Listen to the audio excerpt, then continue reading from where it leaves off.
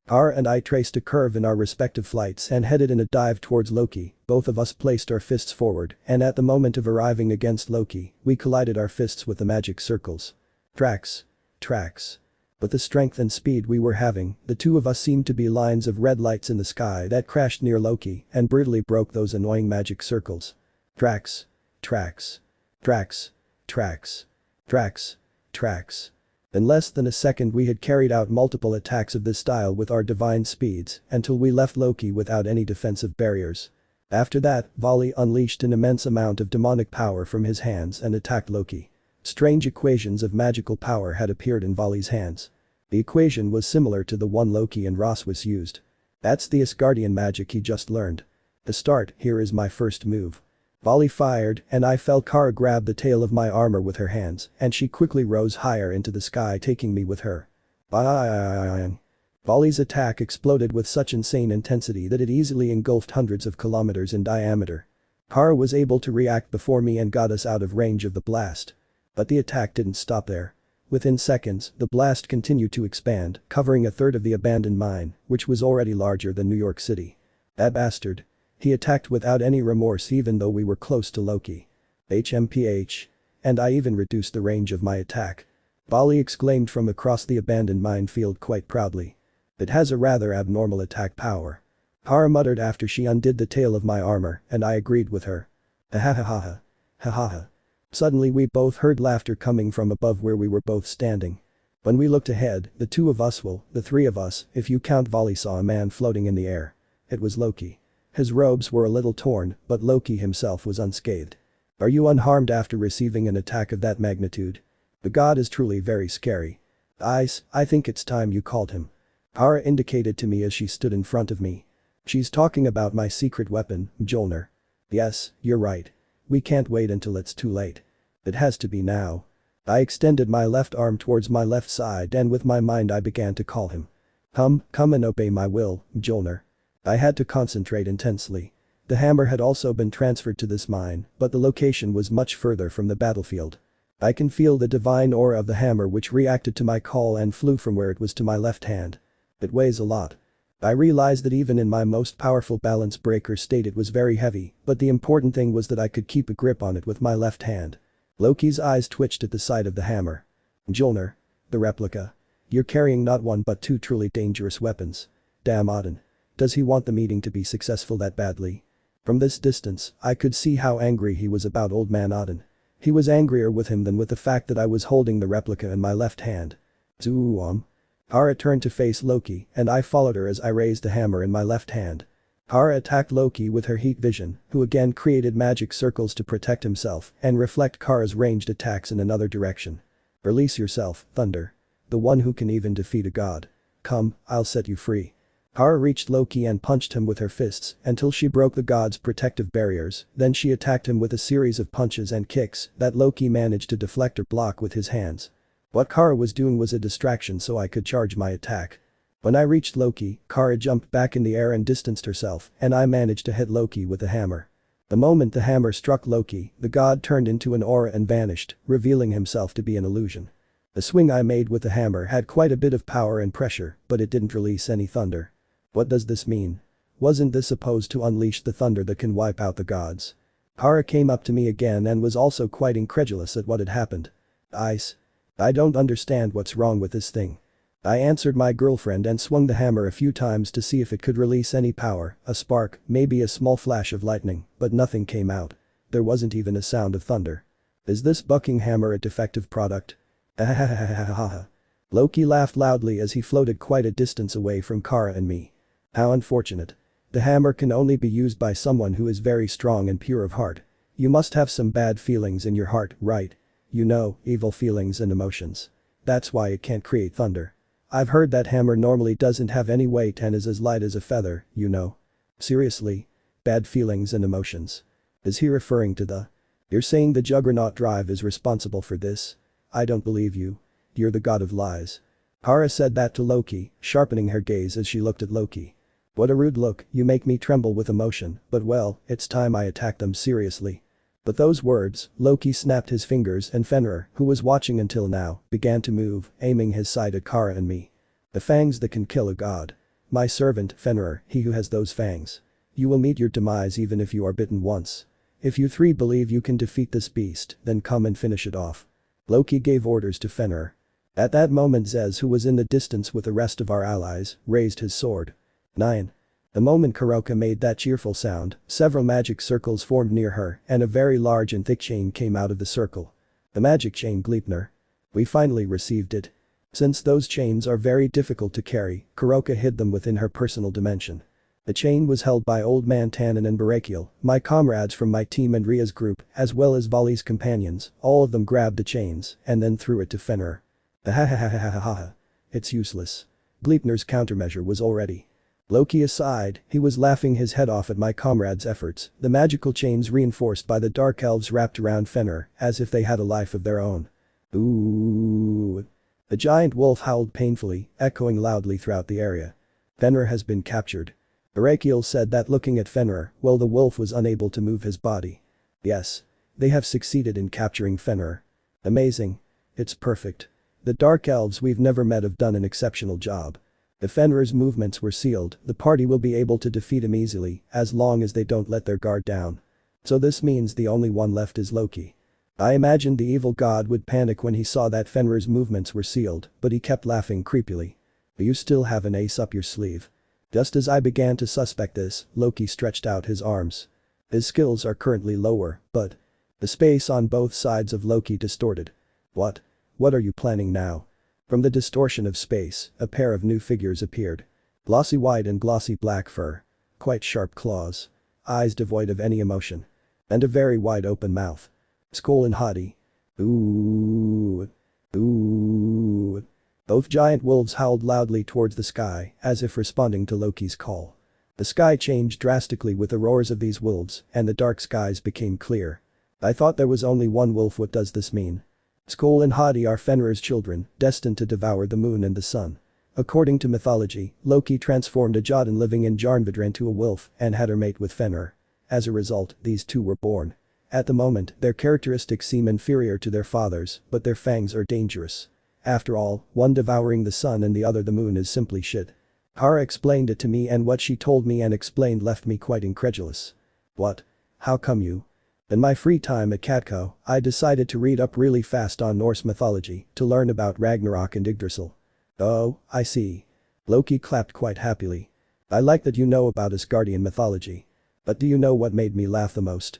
Kara smiled slyly as she said that, and Loki raised one of his eyebrows. What made you laugh? That you had to transform into a mare to trick a giant's horse who chased you until you became pregnant and you ended up giving birth to Sleipnir. Huh? Did I hear wrong, or did Kara say Sleipnir? If I'm not mistaken, that's the name of the horse that old Odin uses. Loki smiled, quite irritated at what Kara mentioned. Oh, Skoll and Hati. The enemies are the ones who captured your father. Tear them apart with your claws and fangs. Swish. Along with the sound of the wind, the two wolves headed toward my teammates. One headed toward Vali's team and the other toward mine and Ria's team. Damn, there are no more chains. They used all the chains on Fenrir. HMPH. Just a little dog. Old Tannen said that and breathed out a very powerful flame from his mouth. Bang. Wow. As expected from a former dragon king, he engulfed Fenrir's children in his powerful flames. But Fenrir's children moved within the flames as if nothing had happened to them. They took damage from Old Tannen's powerful flames, but they didn't even flinch or seem hurt. We must defeat Fenrir's children head-on as soon as possible. As I looked at my companions, Loki once again fired immense amounts of divine magic blast at me, as well as Kara and Vali. I was able to dodge them before it was too late. Then I gathered my aura and combined it with the energy from my nano gears and created a dragon shot, using 30 of my total power doubled. Let's see what you think of this. I fired the dragon shot straight at Loki using the hammer to hit my attack and made him explode before he even tried to dodge or parry it. Kaboom! The blast of red aura completely engulfed him and Loki was forcibly knocked back. Even so, he appeared to be unharmed by the attack. Red smoke billowed from his arms and the sleeves of his clothes were burned. I could also make out faint burn wounds on his arms where he was hit. Yeah. Even though he's an evil god, attacks originating from my boosted gear scale mail can defeat him. Though I'm a long way from trying to defeat him with my power, since I only managed to inflict a fairly minor wound that doesn't even seem to bother him. I won't be able to activate the power to have their power if my opponent is a divine class. I haven't reached that point yet. So I'll have to reduce their power little by little myself. Gift. Gift. Dune. Vali fired many attacks he created with his demonic power and mixed them with the Asgardian magic formula. But each one was deflected by Loki's magical power, but not all of them were deflected, so several of them managed to hit Loki's body. But just like my dragon shot, he didn't take any noticeable damage. As expected of the hacker Yuku. It seems you've learned Asgardian magic in such a short time. But that's still not enough. Loki released a wave of magical power that glowed the same color as a rainbow. Vali then made his wings grow larger and seemed intent on meeting the attack head-on. Divide. Divide. Divide. Divide. Divide. Divide. Divide. Divide. The divine dividing ability activated and Loki's attack continued to shrink until it disappeared. I seemed to be able to divide the power of his ranged attacks without having to touch him. However, it won't do much good if the battle continues to drag on. An advanced technique capable of splitting ranged attacks. While it won't affect Loki's body, it will work on his attacks. It seems he's also growing and developing new abilities. Kara approached me again and we both looked at each other and without needing any instructions, we both prepared to carry out a joint attack. We've come this far together. Using my latent magical powers along with the energy from my nano gears and my dragon aura, I created a small flame inside my stomach. Ddraig, it's time for the combo attack. Of course. Transfer. Ddraig transferred the remaining 70 of my duplicated power into the flame in my stomach the moment I exhaled it and Kara fired a very powerful heat vision from her eyes. My flames and Kara's heat vision synced up. With Ddraig's help I kept the rank only on Loki. The flames I spat out were incredibly powerful, concentrated and hot and when combined with Kara's heat vision, the combined attack was simply overwhelmingly spectacular in power, heat and destruction. Loki was able to react in time and created a powerful defensive magic circle with his divine powers. Used. Amazing, you're so connected that your attacks seem like one. You're melting my magic. Loki's defensive barriers melted completely and he received our combined attack head-on. Loki was forcibly shot to the ground taking the combined attack of Kara and me on his body. As he fell to the ground, an immense explosion of flames engulfed a third of this abandoned mine. When the flame I spat out ran out, I breathed a little raggedly and Kara stopped projecting her heat vision. A huge crater of great size was formed in the area where Loki fell. In the center the figure of a man who had fallen to the ground was seen, then that figure stood up and when the smoke curtains faded, Kara, Vali and I could see Loki with the upper part of his robe destroyed and his body covered in quite ugly burns. As the seconds passed, those burns slowly began to disappear and Loki let out a loud laugh. Ahahahahaha. Amazing, when the Sekiryuutei and Supergirl combine their powers, they are able to severely injure a god like me. They have a very intense spirit in their attacks. Although they do not possess techniques like the hacker Yuku, the two of them cannot be underestimated. Incredible. You were able to severely injure me. Perhaps if the Sekiryuutei had been able to duplicate your power a few more times, maybe another 3 or 5 times combined with the heat vision of the last daughter of Krypton, you too would have been able to defeat me. Loki's wounds had not yet fully healed. Damn, I used all my power in that attack. Loki pointed his right hand at me. Your aura has diminished considerably after that attack. I must take advantage of this moment to eliminate you. Are you planning to defeat me first? Ignoring me is something I can't accept. Zoom. Vali moved directly towards where Loki was. He will take advantage of Loki being half vulnerable and attack him with all his power. Vali is gathering an immense amount of demonic power in his hands. Are you planning to launch a burst attack? Or will you use your strength to beat him? Kara and I looked at each other again and prepared to support Vali. Although I'm somewhat weak right now, I can restore the aura and power I lost. I've almost recovered all the energy I used up. Bite. Swish. Just then, Vali was attacked and devoured by the mouth of the ash-grey wolf Fenrir. He simply appeared as if nothing had happened and attacked Vali before any of us could react. A lot of blood spurted from Vali's body. The fangs easily destroyed his balance breaker armor. Vali's body has been completely pierced by the god-killing wolf's fangs. Vali's blood is completely dyed a red as intense as the crimson in the mouth of the god-killing wolf. Why is he here? He no longer had Gleipnir's chains. When I looked back at my companions, I saw that the dark wolf had several chains in its mouth and the white wolf had the same.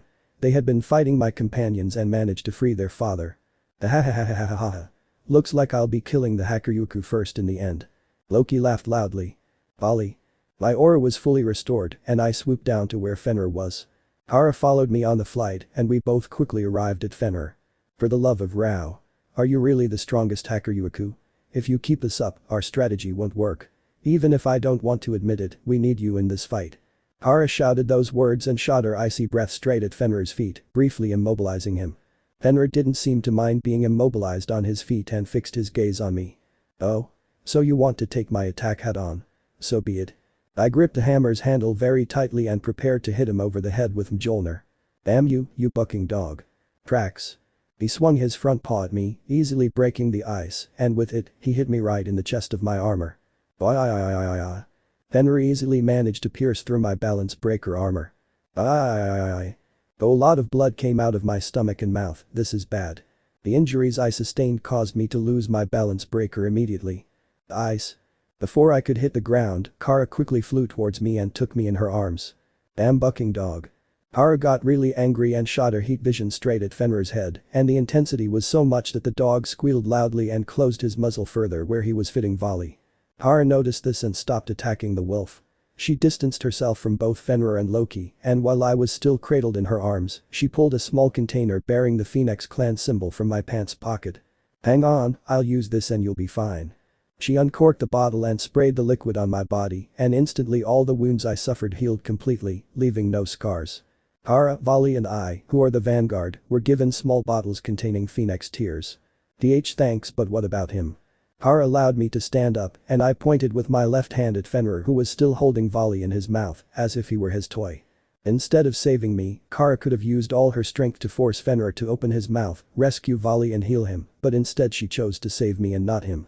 Volley was still being bitten by Fenrir, so Phoenix's tears won't change the fact that he's being bitten, and there would be no point in him using them. He needs to be freed from those fangs before it's too late. Those fangs are supposed to be able to kill gods, but somehow Volley is still clinging to life but is dying. I'm sorry, but if I have to save him or you. It's okay, Kara, I would do the same for you, but every second counts. He could die in the next few seconds. NGH. I won't let you kill him. Old Tannen appeared near Fenrir and breathed out large amounts of fire. Even though Kara and I were very far from Fenrir, I could feel the temperatures of his powerful flames. It was a very impressive heat, but Fenrir showed no need to evade it. It was a battle of monsters, their sizes were almost the same. If so, then a dragon must be stronger than a wolf. Ooh. Fenrir howled with Volley still in his mouth, and that howl easily eliminated the powerful flames of the former Dragon King. The whole area shook as a result of that howl. Seriously? He's also capable of wiping out a former Dragon King's attack simply by howling. Swish. Fenrir disappeared from my side at that moment. Zashun. The sound of something tearing was heard, and then. Woo. I heard Old Tannen scream. Old Tannen's body was being torn apart, his blood scattering across the battlefield. Fenrir had moved at an incredible divine speed and ripped off Old Tannen's skin with his claws. I felt so frustrated. A legendary dragon, my mentor, the one who trained me, Old Man Tannen, who is so big and strong, was defeated without doing anything. I couldn't see Fenrir's speed. Kara was just as surprised as I was. When she saw her eyes were quite incredulous and scared. I was told that dragons are the strongest creatures. I was told that dragons are prouder than anyone. But this wolf destroyed all my beliefs easily. Chapter 53. On the edge of Ragnarok. The battle against Loki and Fenrir was not over yet, and things were going from bad to worse. Fenrir still held Volley in his fangs, staining his entire mouth with the blood of the true Lucifer's descendant, and in the process, he defeated Old Tannen, a former Dragon King whose strength is said to be comparable to that of a devil, in the blink of an eye. Old Tannen held and drank something hidden in his tooth as blood continued to flow from his mouth. The next thing that happened was that his wounds began to disappear as they began to smoke. Since our enemy is an evil god and a god-killing wolf, we were all given a small bottle of Phoenix tears, not just the vanguard. Now that I, Issei Hyoudou, was recovered thanks to Kara sprinkling Phoenix's tears on my wounds, I was able to reactivate my boosted gear scale mail. Welsh Dragon Balance Breaker. The red aura completely enveloped me, reforming my balance breaker armor, but the biggest problem is that the toughness of my armor is nothing compared to this wolf, who had easily destroyed volleys in my armor. He also managed to tear through Old Tannen's body with ease. Fenrir's fangs, claws, and everything else must be our most feared rivals tonight. How did he pass through 3 legendary dragons without being harmed? This wolf is a bucking super monster. I won't be able to win against this wolf if I attack it directly. So Fenrir is the closest of all of us to Ddraig's power, right? I can't use Ddraig's true power even if I'm joking, so fighting this wolf would be suicide for me. But what if I use the Juggernaut drive? Buddy. Ddraig's voice was stern but calm. Yeah, sorry, it's just an idea I had. I'm not going to use that power. But Vali must be saved somehow. Now is the opportunity, you will have to fight these beings too. The shadow beneath Loki's feet expanded and from it a giant serpent several dragons with rather thin and long bodies appeared. What are those things? Har asked me with a frown and I recognized those creatures. I recognized that look. Its eyes has shrunk considerably but there's no mistaking it. That's Midgardsormr. Har looked at me quite surprised by what I said. So you've mass-produced Midgardsormr? Old Tannen said that quite displeased. Yes. That's exactly right. They're identical to Midgardsormr but these are roughly the size of Old Tannen and there aren't just one Midgardsormr but 5 in total. The mass-produced clones began to breathe fire at once. HMPH. You won't be able to defeat me with something like that. The fire produced by the Midgardsormr was devoured by Old Tannen's fire breath. Wow. As I thought, a real dragon's fire is amazing. It was at that moment that I realized that the current situation was even worse than I thought. At this time multiple battles were taking place. On one side, Kiba, Zenobia, Irina, Zez, Rias, Akeno, Kaneko, Gaspar and Barakiel dealt with Fenrir's son, who was dark-colored, and on the other side, Rossweisse, Speedy, Biku, Kuroka and Arthur dealt with Fenrir's son who was white. Damn, it's like I'm consuming Graham's aura. We lose if we focus only on defense. Attack. Those were the voices of Zez and Zenobia. It should be noted that Zenobia was wielding Durandal and Ascalon at the same time. Holy lightning. Flash. Doon. Barakiel attacked that son of Fenrir with holy lightning. His attack easily had 10 times the energy of Akeno's most powerful attack, but Fenrir's dark-skinned son didn't seem to be affected, and even though he took a lot of damage, he attacked again, as if the wounds were nothing to him. That fighting instinct was definitely superior to ours. Don't underestimate my training with Sekiryuutei and Supergirl. Kiba moved at a great divine speed following the son of Fenrir and immediately swung down his sword Sekin. The holy demonic sword pierced his head. Fenrir's son had blood coming out of his head. That seems like a good opportunity for my friends. Come on, Zenobia. Of course, Zez. Zez positioned Graham diagonally, wielding it with both hands and channeling an immense dragon-killing aura into the blade of his sword. Zenobia crossed Durandal with Ascalon, forming a cross with it. Fafnir's ending. Zez released an immense amount of aura from his sword and this aura took the form of 6 giant dragon heads. Zenobia released an immense burst of holy aura. That was an insane combination of holy and demonic auras. Dark Fenrir's son was consumed by both attacks. Fenrir's son collapsed on the ground, covered in wounds from the immense powers of the strongest demonic sword and the holy swords Durandal and Ascalon. Dua. Suddenly, Fenrir's other son began to scream in great pain after his eyes were pierced by special arrows and his claws and fangs were cut off. That was a massacre.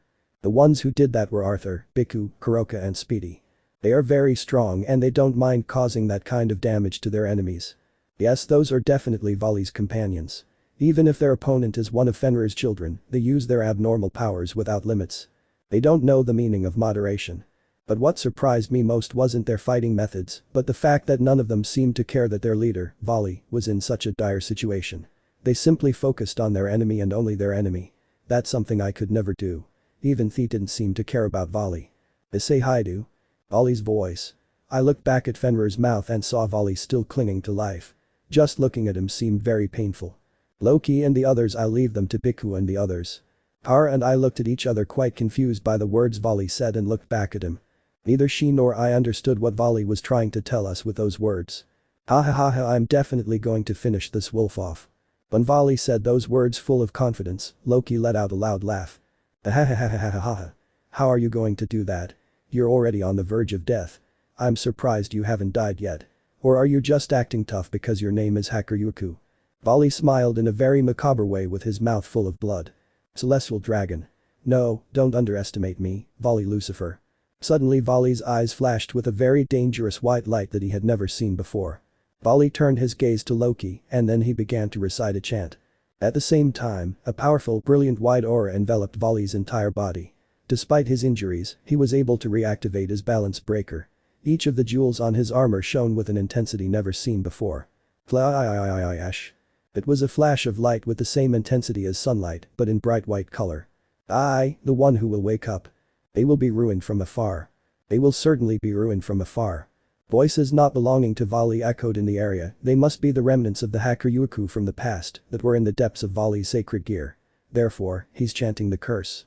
I am the heavenly dragon who stole the principles of God supremacy. The dream is over. The illusion begins.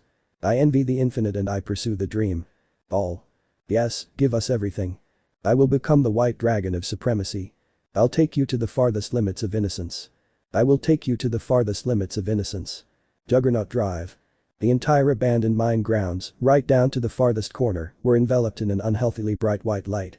Something large formed in Fenrir's mouth, forcing him to open his snout wide. A power, an immense power. A power that dwarfed Loki as if he were a mere ant emerged in front of Fenrir. When the intensity of the bright white aura stopped emitting that intense blinding light, I could see it. Vali's balance breaker armor had mutated into something quite large, a dragon almost as tall as Fenrir. The sky blue wings changed to a very glossy gray. The scale mail had mutated into something that looked organic, and a mouth formed on the face of Vali's armor helmet, a rather sharp mouth with many fangs formed by the armor plates. Very sharp claws formed on the gloves on Vali's hands, and he grabbed Fenrir by the neck with those hands. Kuroka, move me and Fenrir to the assigned location. Vali opened his mouth and gave that simple order to Kuroka. The Nekomata smiled at that and reached out toward Vali, then began to wiggle her fingers in the air. Ah, the chain used to capture Fenrir was transferred along with Vali. Kuroka must have done it. If they also used the chain, then the current Vali must have enough power to take down Fenrir. Ooh. Vali and Fenrir were trapped by many bonds that seemed to be made of demonic powers. Vali and Fenrir began to synchronize with tonight's stage and disappeared from the area. Juggernaut Drive. That bastard is planning to capture Fenrir in a faraway place. What could that assigned place be? I think he might be planning something very bad. Could it be that he had been planning this in advance? No, maybe it's because he needs to use that power somewhere far away. Maybe he chose a special place in case he needed to resort to the Juggernaut Drive. Azazel told me that Vali, when using that power, is on a fine line between insanity, despite the control he has over the Juggernaut Drive, by using his demonic powers as a source of power. That's when I heard a scream. The Keno. Rias screamed at one spot. When I looked, I witnessed a Keno about to be bitten by one of the Midgardsormr copies that had sneaked up on her. I won't allow it. I won't let you kill a Keno. She's my friend. You damn copy of the sleeping dragon. I quickly filled myself with aura, spread my wings, and flew straight towards where a Keno was. You let your guard down. Loki shouted that at me from where he was standing. Ooh. He tried to shoot me with his divine magic as I was about to reach the place where a Keno was. Goost. Above me, crimson rays collided with that divine magic and were powerful enough to melt it. I've got you covered. It was Kara who did it. But just at that moment a Keno was about to be devoured by the copy of Midgardsormr. A sound like pierced flesh came from the mouth of the Midgardsormr. The one who was pierced by the fangs of the sleeping dragon copy was Barakiel. Barakiel, who was now in the dragon's mouth. As the dragon's fangs continued to bite him, he continued to protect a Keno. Dhhhhhhhh. Blood. A lot of blood came out of his mouth. A lot of blood came out of his wounds. Because. I can't afford to lose you too. The Keno had an expression that showed what she was going through right now. Let it go, damn it. Wham. In a flash of dark crimson red, Zez decapitated the head of the Midgardsormr replica as if it were made of paper, and Barakiel freed himself from the mouth but was unable to move. The Keno froze and I took Barakiel in my arms before he fell to the ground, then I carefully lowered him while Asia sent her healing aura to Barakiel, but for some strange reason, Asia's sacred gear was unable to heal even the slightest wound. What's going on? I know. Phoenix tears. It's too late for him, comrade.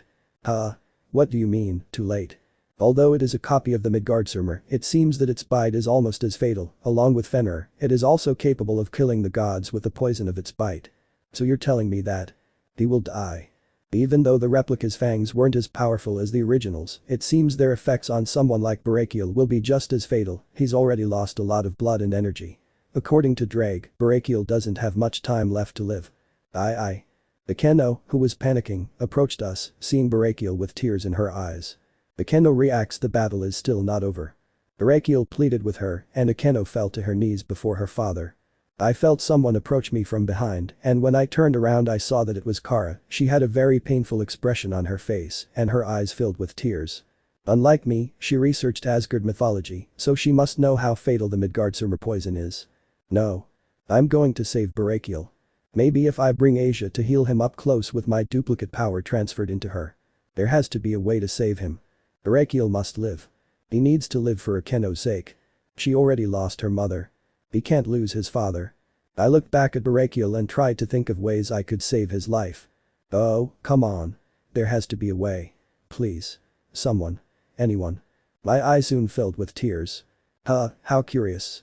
This is the first time a Ddraig host has managed to contact me through the sacred gear. An unfamiliar voice sounded in my head and suddenly everything around me just stopped. Ddraig, what's going on? It can't be. Ddraig also stopped just like everyone else. Even Loki stopped. This was very different from what Gasper can do. Good night, Issei Hyoudou. The one who said that was a strange elderly gentleman wearing a bowler hat, a dark suit, an umbrella, and a grey mustache. Do you know me? Of course. Do you want to take a seat? Have a seat. But there aren't any here. It was at that moment that I realized I was sitting in a chair without my balance breaker armor on. In front of me was a round table and on the other side was sitting this strange old man. Hey, I don't know what's going on, but as long as time stands still, you have nothing to worry about. Oh? And how do you know that I know what you're thinking. Besides, you're an easy person to understand. That's why you were able to form a very special bond with Ddraig in the sacred gear I created. Yeah, Ddraig and I have a very close bond. What did you say about the boosted gear? The old man smiled with a certain cunning. It was the most assertive way to deal with him and with Albion as well.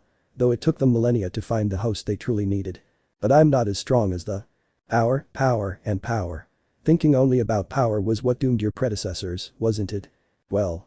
Besides, you don't focus on power, you focus on others, especially the young Kryptonian named Kars Orel who is there. The old man looked behind me and when I turned my gaze I was surprised to see myself with my balance breaker active and Kara standing next to me or well next to her.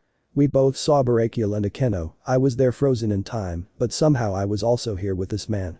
I looked back at this man and swallowed a little. You said you created the boosted gear, that means you are. I've been called many names throughout creation. My children usually call me God of the Bible, Father.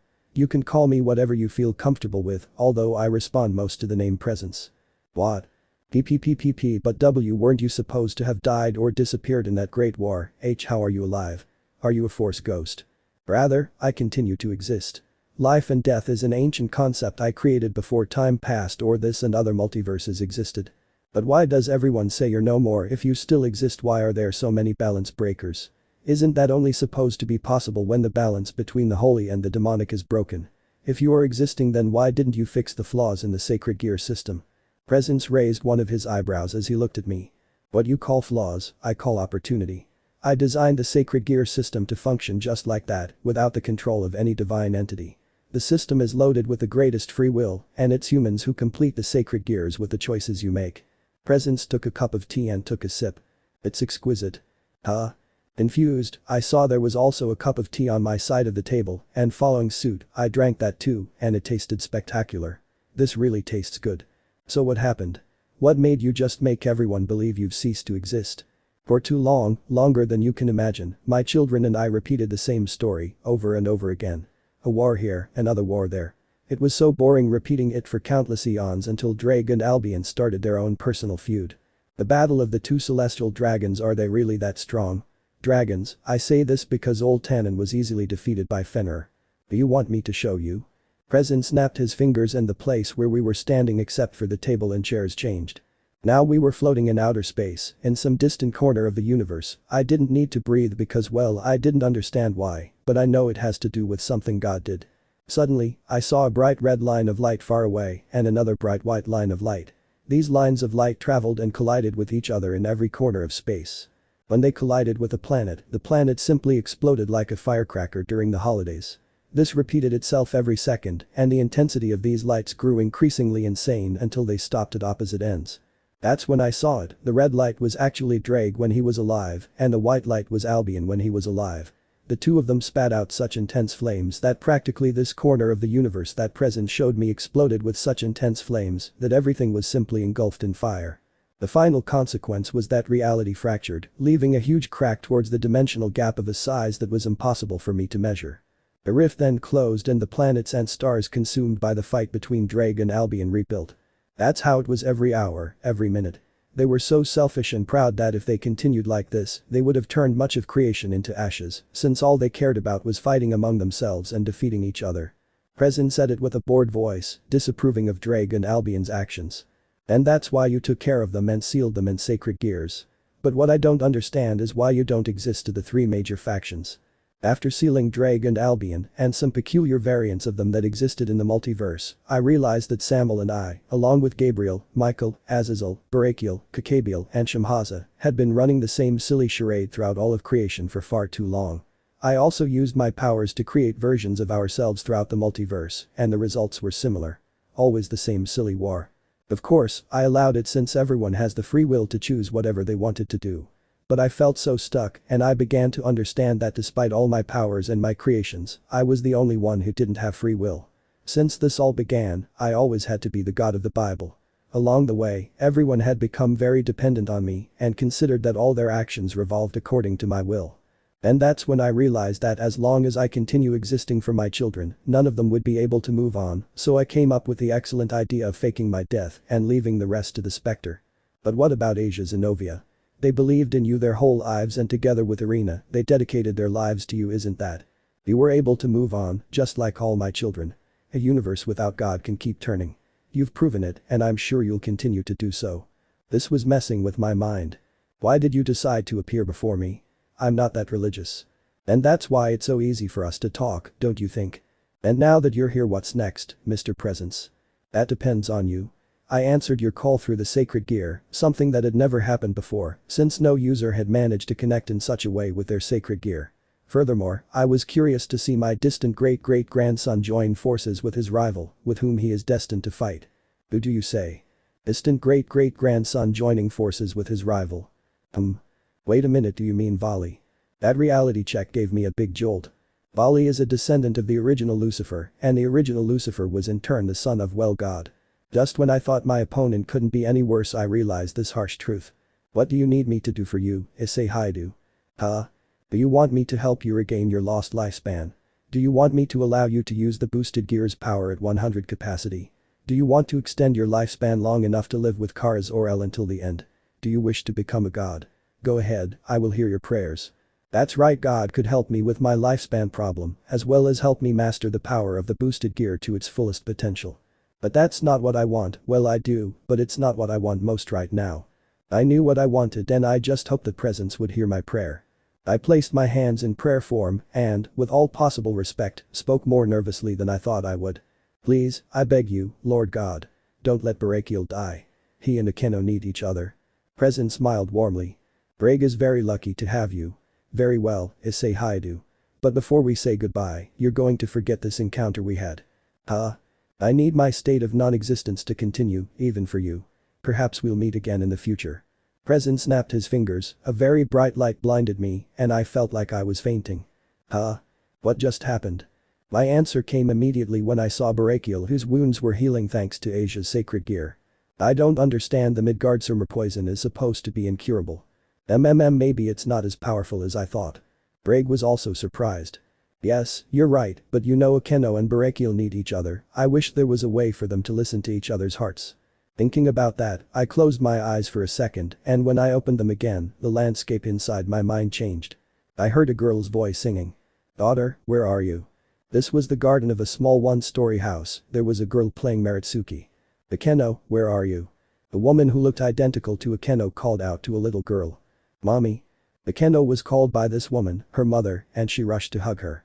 She has silky black hair and looks like a good mother. She's beautiful. But it feels like she's going to disappear. Mommy. Will daddy be back today? Are you going somewhere with your daddy? Little Akeno smiled happily at her mother's question. If he comes home early, we'll go shopping together. I was alone. That thing I just heard was that Akeno's voice.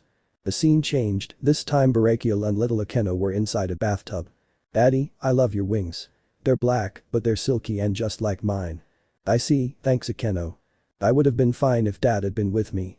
On the terrace of the house, little Akeno was having her hair braided. Hey mommy. Does daddy love me? Yes. Of course. Her mother smiles at her as she gently braids her hair. I could only see dad sometimes. Suddenly, the scene changed drastically. Inside a shabby room. The tansu was lying on its side and there was a huge hole in the tatami mat from the radiant floor. The table was overturned and the dinner food was covered in dirt. The whole room was a mess. I'll have that girl's head. She's the daughter of that fallen angel of evil who is hated by all. Several people who appear to be Jitsushas had surrounded Akeno and her mother. I will not hand this child over to you. This child is my precious daughter.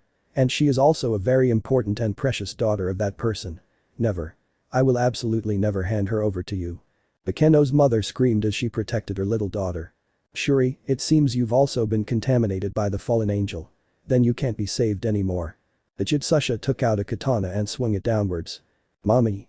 The next thing I saw was Barakiel covered in blood. He killed all the Jitsusha. And his body was soaked in blood. Mommy. No. Mommy. Little Akeno, she was shaking her mother's lifeless body. She had passed away and Akeno kept screaming for her. Shuri. Barakiel tried to touch his wife with his trembling hands. Don't touch her. Little Akeno screamed hatefully at her father. Why? Why didn't you stay with mommy? I always waited for you. If you had been here, then mommy wouldn't have died. These people said this. Dad, you're a fallen angel and you represent everything bad. They said fallen angels are bad people. They told me I'm a bad girl because I also have black wings. If we didn't have black wings, then mom wouldn't have died. I hate you. I hate these black wings. I hate you. I hate everyone. I hate them. I knew it wasn't my father's fault. But if I didn't believe that, then my mind wouldn't last. This is because I'm weak. I felt lonely and I only wanted to live with my mother and father, just the three of us. Akeno. Suddenly, I heard Akeno's mother's voice in my mind. It was quite soft. Whatever happens, please believe in your father. Your father might have affected many people by now. But you know. Let's see. What the hell is going on? What kind of hallucination am I experiencing? Are my eyes seeing what I really think I'm seeing?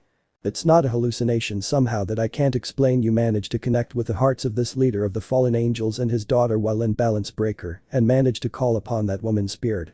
Ddraig explained to me and when I turned around I saw his true form inside my mind. But how is this possible? I don't know, but it's happened twice in the past. Both times were when you managed to connect with your Kryptonian partner's heart to hear their heart or something connected to their heart, their breasts maybe. The point is, you've done the same thing but in balance breaker. The skill that can read true feelings. I hadn't realized until now that I possess this ability. Yes, I think it all started when I spent days training with Old Man Tannen. I missed Kara so much that I longed to hear her voice with all my heart, her breasts in my hands, and for them to respond to me. Maybe it was because after a while he came back to her. If I had literally been separated from Kara for 31 days, I think I would have gone crazy. Ddraig looked back at what was in front of us and I did the same. We both saw Akeno's mother who along with Barakiel gently hugged Akeno. It's true that he loves you, Akeno, just like he loves me. That's why I'm asking you, Akeno. Please love him too. Mom, I wanted to see Dad more often. I wanted Dad to pet me longer. I wanted to play with Dad longer. Dad and Mom, I wanted the three of us to live together. Those were Akeno's true feelings, those hidden deep inside her heart. This scene was only shown to me, Ddraig, Akeno and Barakiel. Barakiel, who recovered after hearing Shuri's confession, said.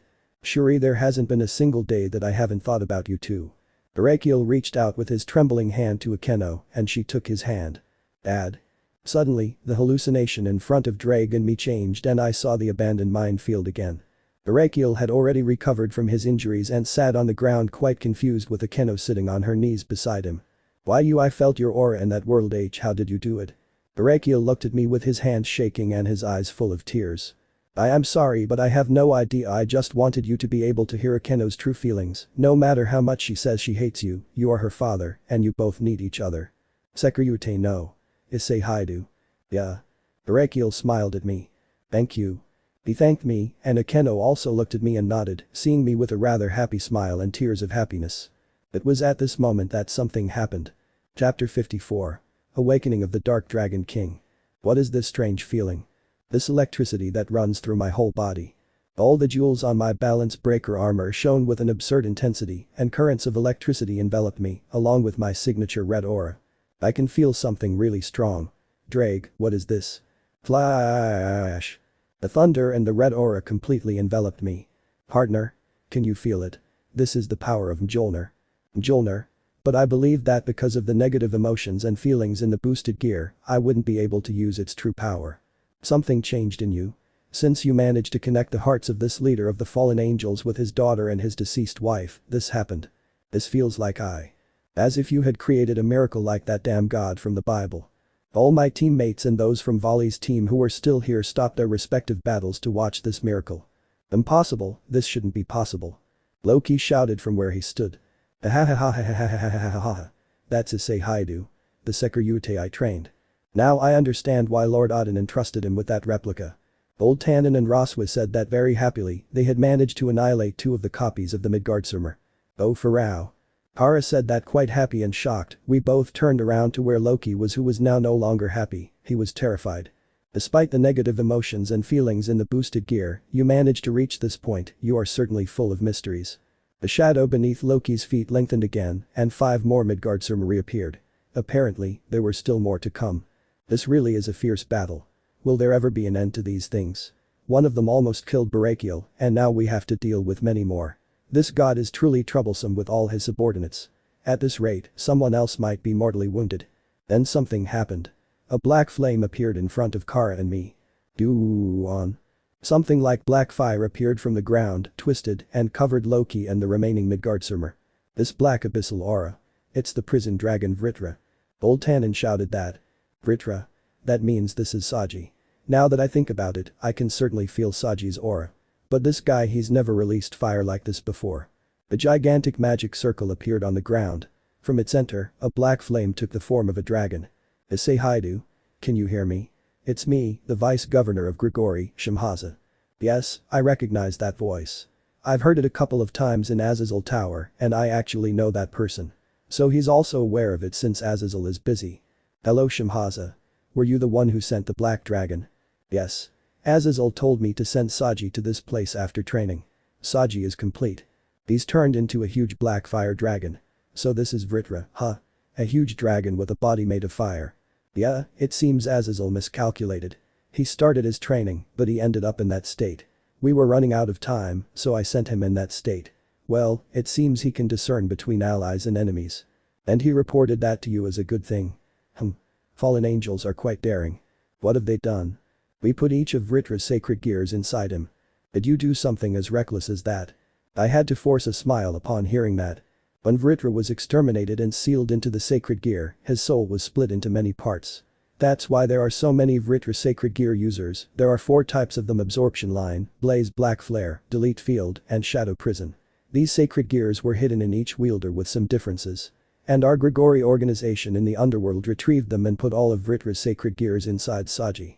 Upon coming into contact with you, Vritra's consciousness was resurrected and made to appear, so Azazel predicted that all Vritra-type sacred gears would be able to become one. I see, that's why Azazel took Saji to the underworld. As a result, the sacred gears combined and Vritra's consciousness was resurrected. But it seems he went on a rampage because he revived on his own. It also seems like Saji's consciousness is still there, so he should respond if you talk to him through Ddraig. So I'll leave the rest to you.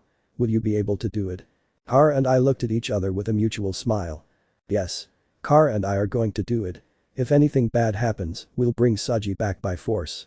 Vritra's black fire completely covered Loki, as well as the Midgardsormr clones, sealing their movements. The flames moved as if they had a soul of their own, seeming like a snake had wrapped itself around them all. What is this fire? I can't move. NGGGGGH, my powers, is it slowly stealing them from me? Is this the power of that black dragon? I've heard there's a dragon king like that, but wasn't he dead? Loki is panicking right now. The Midgardsormr clones are running amok in the black fire, it seems they won't be able to escape. Vritra had many special abilities, rather than having direct attacks.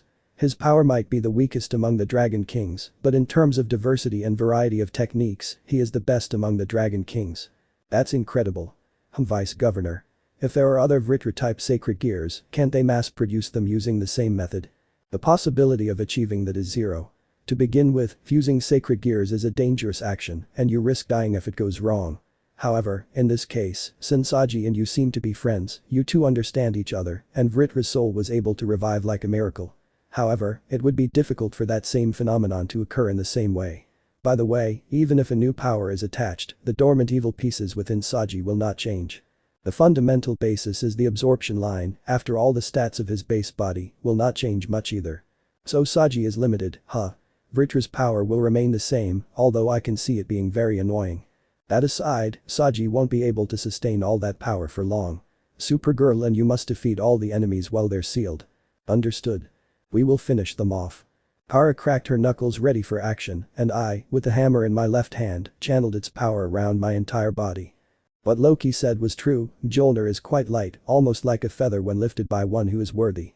Kara, I'm going to share a little of my power with you, you don't need to hold back with the Midgardsormr since they're technically not alive. Kara looked at me with a rather happy and determined smile. I gladly accept, ice. Boost. Boost. Boost. Boost. Boost. Boost. Boost. Boost. Boost. Boost. Ddraig, transfer half of our power to him. Ahahaha. Of course, partner. It's time for you, my partner and his mate, the last daughter of Krypton, to take down Loki and his minions. I joined my right hand with Kara's left hand, the two of us intertwining our fingers. Transfer. Aiaiaia. Kara blushed and was enveloped in a red aura. This is quite curious since usually when I transfer my power to other people, they are enveloped in an emerald aura, but Kara was enveloped in a red aura, similar to mine. His bond with you and his Kryptonian cells must be responsible for this phenomenon. I see, I like the sound of that. I spread my dragon wings again, Kara prepared to take off, and the two of us flew with great divine speed towards our enemies. Yooooooost. A huge jet of crimson rays shot out from Kara's eyes and easily engulfed one of the Midgardsormr replicas, reducing it to smoke and ash. Her heat vision had become approximately 32 times more powerful, plus she was no longer holding back. Partner, I've connected you to the Vritra host sacred gear. Thank you Ddraig. Saji. Can you hear me? Oh. I had an answer. Saji. It's me, Ice. Issei Hyoudou, what's happening to me right now I don't know why, but my body feels really hot. I feel like I'm going to die. Wake up. You came in a very cool way, play your role like this until the end and help me and Kara. What should I do? What you can do is what you see around you. Inside a black fire, I can see giant snake-like dragons. Continue holding them off like this. I think it'll be fine if you think like that. Anyway, I firmly believe you'll succeed. Also, can you see a humanoid-shaped enemy? Yes, I found it. Oh, I can feel immense power coming out of him. And he's trying to get rid of the fire with the great power he has. That guy is Loki. Don't let him go. Think hard and keep him restrained, I'll take care of the rest, I'll finish this. I gripped the hammer handle tighter. The thunder intensified in me from the hammer. I won't lose. I'll take him down with everything I've got. God of Asgardian mythology. God of lies. God of evil, Loki. Loki fired multiple gigantic blasts of divine power at me after creating countless Asgardian magic circles in the sky, but a gigantic icy blast froze all of Loki's attacks in the air, including those countless Asgardian magic circles. Loki's magical blasts fall like giant shards of ice to the ground. Damn it, Supergirl.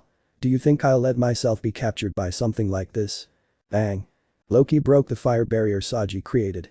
Wow, he's a very troublesome god. Loki quickly flew into the sky where Kara and I chased him going at godly speeds. You won't escape. Of us. Loki laughed at Kara and me with a loud laugh. Sekiryuutei and Supergirl. Fighting against you is useless. I'll have to retreat for now. Ha. However, one day I will appear again and that time I will bring about Ragnarok. Yooooooost. A huge holy lightning flashed across the sky and engulfed Loki completely. When Kara and I turned our gaze towards the source of the lightning we saw Keno and Barakiel holding hands. Both of them had their black fallen angel wings sprouting from their backs. Wow. A holy lightning bolt combining the attacks of a father and a daughter. What have you done? Loki stopped in midair, his body smoking. He didn't appear to have suffered much damage, but his movements were halted for a few moments. Duo. Black fire covered Loki once more. Saji. Just in time. Impossible. It's that fire barrier I already destroyed once. Loki was surprised to be captured by the black fire again. That happened because Saji has a strong willpower. He has almost the same willpower as mine. So he won't give up that easily. Do it, Hyoudou. Finish him, Ice. Yes. Leave it to me, Saji, Kara. I rose higher than Loki and took the handle of the hammer in both hands. Let's do it, Ddraig. Yeah. Boost. Boost. Boost. Boost. Boost. Boost. Boost. Boost. Boost. Boost. Boost. Boost. Boost. Boost. Boost. I've reached my true peak power again. Transfer. Ddraig transferred some of our duplicated power to Mjolnir. Then an incredible amount of thunder was created from the hammer and completely covered the skies of the abandoned mine. The reason the god of the Bible has left behind a phenomenon called balance breaker and a weapon called Longinus, which can kill gods. Could it be because he knew something like this was going to happen? Could that be why he left humans a method to kill the gods? Ddraig completed the thoughts he was having. I charged at Loki with all the thunder stored in Mjolnir. Loki's eyes filled with panic and then. A super special punch filled with thunder devoured Loki completely. Loki's body filled with smoke, fatal wounds that couldn't heal. His body was burned by the thunder, and he plummeted to the ground, forming a crater around his body. Loki was now on the ground, his eyes practically blank. At the same time, Kara had already eradicated all the remaining replicas of the Midgardsormr with her heat vision. The battle finally came to an end. Understand, Sergeant. I woke up my friend who was unconscious in the center of the battlefield. He returned back to his original appearance from the Black Dragon state. Are you Hyoudou? What happened with the battle? He's regained consciousness, but his body seems unable to move. I called Asia and asked her to heal him. I helped him sit down and then I told him. It's over. A lot has happened, but we won. Saji smiled at my answer. I see. I wasn't very conscious at the time, however, I heard your voice. I was happy. While I was suffering as if my body was on fire, your voice reached me. That gave me a lot of moral support in my heart. Ahahaha, you can trust me. But it would have been hard for me to stop you like that. Are you serious? Was I going that crazy? Yes. But thanks to that, we won. You were an incredible support. Hearing that, Saji seemed relieved. Then I don't care. But. Saji looked around after the battle. The place was in ruins. There were several craters in the ground and it wasn't the same field it had been before. This had truly become a war zone. The other members of my team are happy about the victory. Zez, Zenobia and Arena sit on the ground, exhausted. Ollie's team members have already disappeared. They evacuated before I realized it. They're really good at disappearing without a trace. Volley disappeared too. He didn't come back after disappearing. I think he managed to defeat Fenrir since he doesn't seem to have lost his battle. Loki was sealed by Rossweisse, who used many Asgardian magical seals on him after he was captured. The hammer called Mjolnir had incredible power. Even though it was only a replica, well, it's also because my powers doubled its power to the point where it was equal to or even greater than the original in one attack. I was able to defeat a god thanks to using it. Have you fought in numerous battles like this in the past? Things like gods, new gods, ancient demons, and the other celestial dragon. Saji said it as if he admired me. Well, a lot of things have happened to me over the years, but this year in particular was when everything evolved for me. People say that maybe the power of the Sekiryuutei is calling them, but I've almost died numerous times, including tonight. I said that last bit quite happily even though it sounded very scary. To think of it, since I joined the Justice League haven't I fought too many legendary beings? How come I'm still alive now? That's why you're so amazing. I was so scared before this training. I really wanted to go home. But if I had run away, I wouldn't have been able to see Miss Sona and the others. I feel like I'm in a similar situation, to some extent. Sometimes I'm afraid I can't continue. But I have to. The path I'm walking is full of danger, but I'm not alone. I can overcome all those obstacles as long as I have Ddraig, Kara, and the rest of my friends with me. I'm going to keep getting stronger. I have someone very important whom I want to protect with my life, and with that special someone, I'm going to keep moving forward on my path. No matter what happens. I'm no match for you. You're one of the legendary 2 celestial dragons. You're part of the Justice League, your girlfriend is a beautiful Kryptonian blonde Superman's cousin, you practically live with her now, and surely at any moment you two are going to. Saji blushed as he said that and a sly smile formed on my face. Actually, Kara and I already did it and yes, my pelvis survived that. Saji stared at me with wide eyes and open mouth, causing Kara to laugh a little while blushing at that. She came up to me and wrapped her arms around my neck, levitating slightly so she could rest her chin on my head, also looking at Saji with an amused and somewhat proud smile. Well, it's true that Ice and I already did it, I can assure you with my X-ray vision that her pelvis not only survived, but also grew stronger. Being with a Kryptonian is much more exciting than you can imagine. It said that a human couldn't go that intense with a Kryptonian, but technically I'm a metahuman who survived and adapted to the hellish training of a former Dragon King, so I can.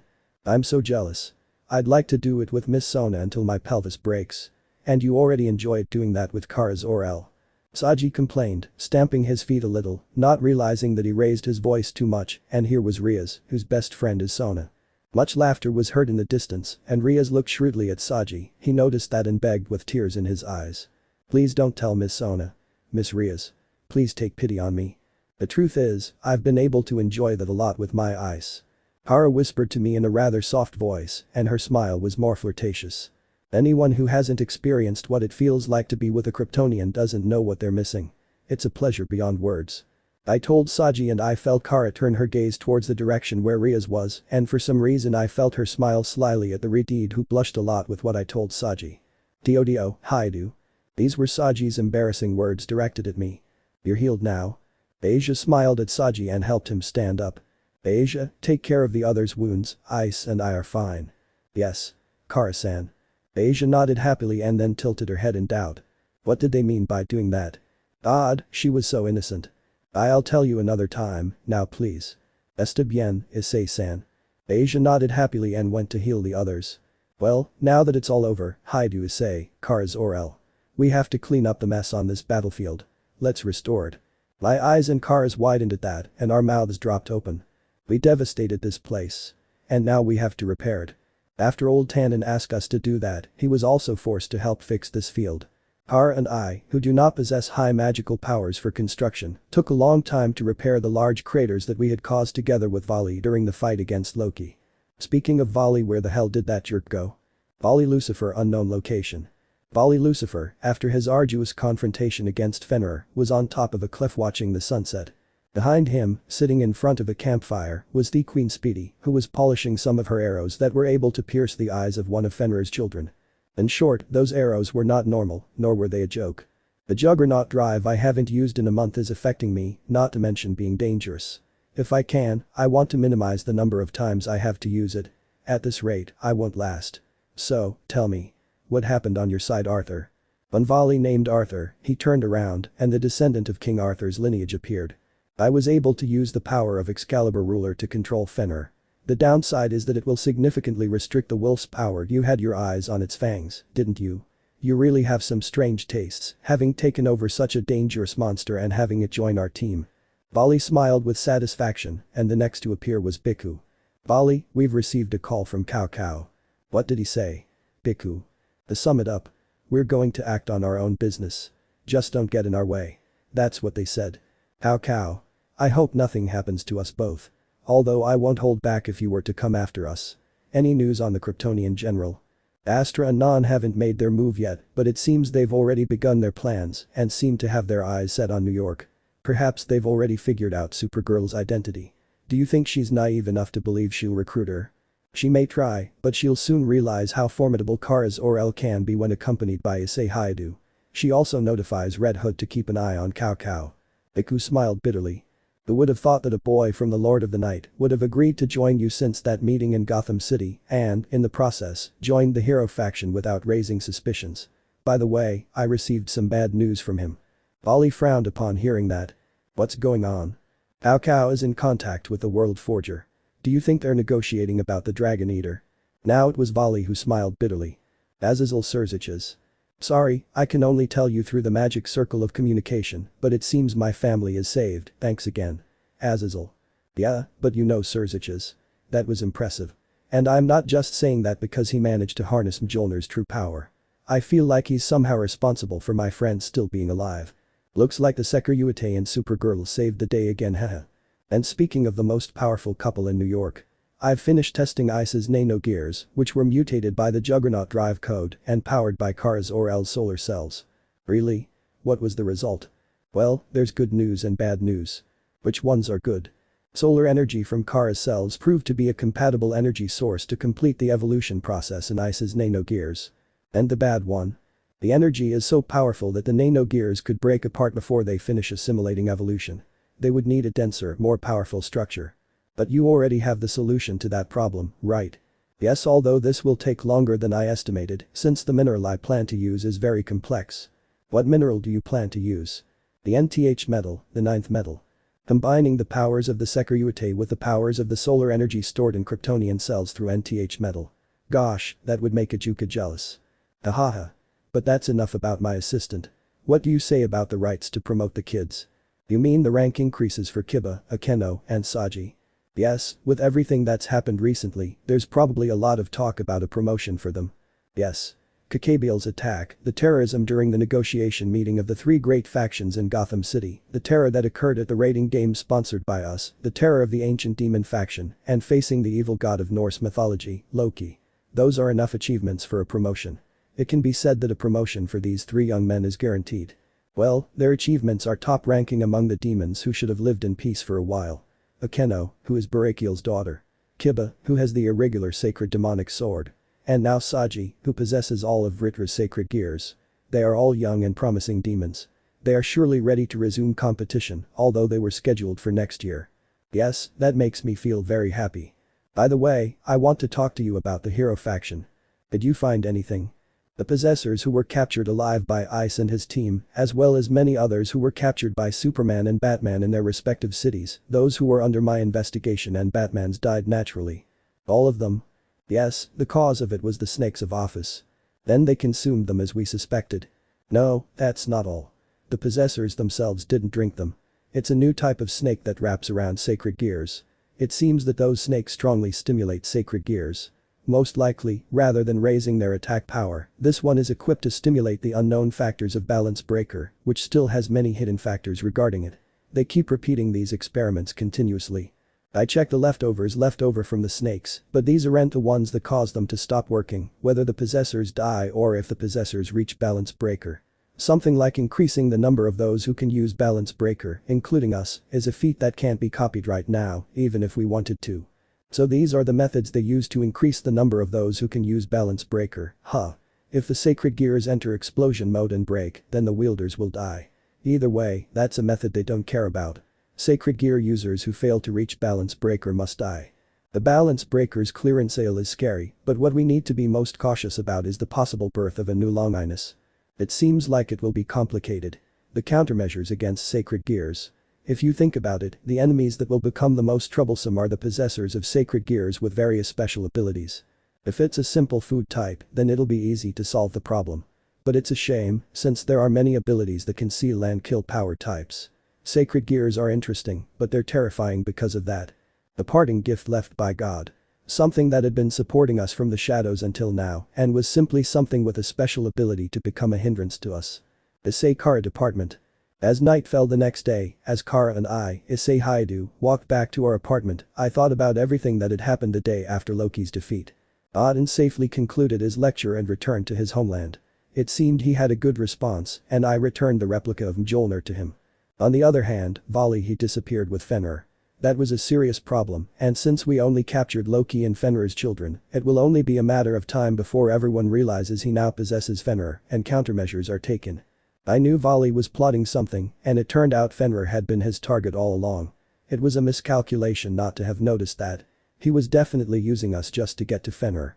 Perhaps he even planned for him to be devoured by the wolf, and that's why none of Vali's team cared.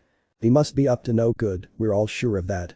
It was almost time for Kara and I to arrive at our apartment. She took my left arm in her arms with great affection and love. When we arrived at the building, we met a beautiful woman with silver hair who was wearing a business suit and who was also very depressed. We both recognized the woman immediately. "Hey Ice. Isn't that Rossweisse? She seems very sad, we should talk to her." Kara asked me with a worried expression, but what surprised me was that Rossweisse was wandering alone. "Wait a minute, why are you still in New York? Shouldn't you have gone with old man Odin?" I asked Rossweisse as my girlfriend and I approached her. "I'm lost." Rossweisse burst into tears. "Ooh, why? Horrible. Lord Odin is so horrible for leaving me behind." "Huh? Did he forget about you? If so, Odin should have noticed your absence immediately, but if he already knows then perhaps he burned out. That means he's already fired me. I worked so hard for Mr. Odin and he dumped me in New York. Just like he thinks I can't do my job properly. I'm a virgin. I'm a young woman, which is equal to the number of years she hasn't had a boyfriend." She fell to her knees and began to cry more. Poor thing, she's depressed, very depressed. Kara started searching for something in her bag, took out a small box of chocolate and offered it to Rossweisse, who raised her face in confusion at my girlfriend's friendly gesture. "Have a chocolate, Rossweisse. It's delicious and you deserve it since you're such a good person. Rossweisse, if you want you can stay with me and Kara in our apartment." I offered the abandoned Valkyrie to her, forgetting that I should consult with Kara first, but seeing her as she was, I felt that she desperately needed our help. Kara looked at me and nodded with a smile. "But how am I going to live with you in your apartment? I'm so honored that you'd invite me to your home, but..." Rossweisse seemed to be worried about living with me and Kara, but she also seemed to like the idea of living under the same roof at least for a while, since she had no other place to stay. "Do you have any other option?" Kara asked her, and Rossweisse shook her head while sniffling a little. "No, it seems not." Upon learning this, Kara and I invited Rossweisse to stay at our apartment for a while. The bond of a father and a daughter. The problem ended and I, Azazel, accompanied Barakiel who was thinking of buying souvenirs in New York. It seems the other idiots asked Barakiel to buy them something when he returns to Gregory from the underworld. Gosh, these kids. Well, it can't be helped since both the lieutenant governor and I are equals in that regard. As I was resting on a bench in Central Park, Barakiel returned with many bags in his hands. Looks like I have everything you asked for. Good job. Barakiel sat down next to me. He looked exhausted. For someone as rigid a warrior as he is, shopping must be very difficult. But even so, he's the kind of person who finishes everything to the very end once he's asked to do something. Then I took out a special box that I had inside a bag. Barakiel. Here. What's inside? Just open it. When he opened it, what appeared before his eyes was a single box of food. Dinner. That's something Akeno gave me when I was on my way here. She gave it to me without telling me and returned to Japan, but I knew I had to give it to this man without asking her anything. This is. When he opened the box, inside was a magnificent Japanese food that was full of different colors. Barakiel looked at me. I then urged him to eat without speaking while smiling at him. He took the chopsticks and began to eat timidly. At that moment a single tear fell from Barakiel's eyes. Meat with potatoes, it tastes like shuri. He kept eating and became addicted to that food. He just kept eating while remaining silent. He was eating with gusto while shedding many tears. So I told my friend. It seems my foolish assistant managed to help Akeno overcome what happened on that tragic night. Now you have a second chance at being a father to your daughter. I'm going to help you take care of Akeno. She's really going to need you to overcome those feelings she has for him. Barakiel stopped his chopsticks and covered his eyes with his hand. Then he spoke to me in a voice that mingled with a scream. I'll take care of Akeno. I could see her looking at him. I can't get angry because I promise you, Akeno will be okay. And if it isn't like that, you'll be there for her, won't you? Of course. Barakiel continued eating after saying that. He filled his mouth with the meat and potatoes again. The food prepared by the woman he lavish thought he'd never taste anything like it again.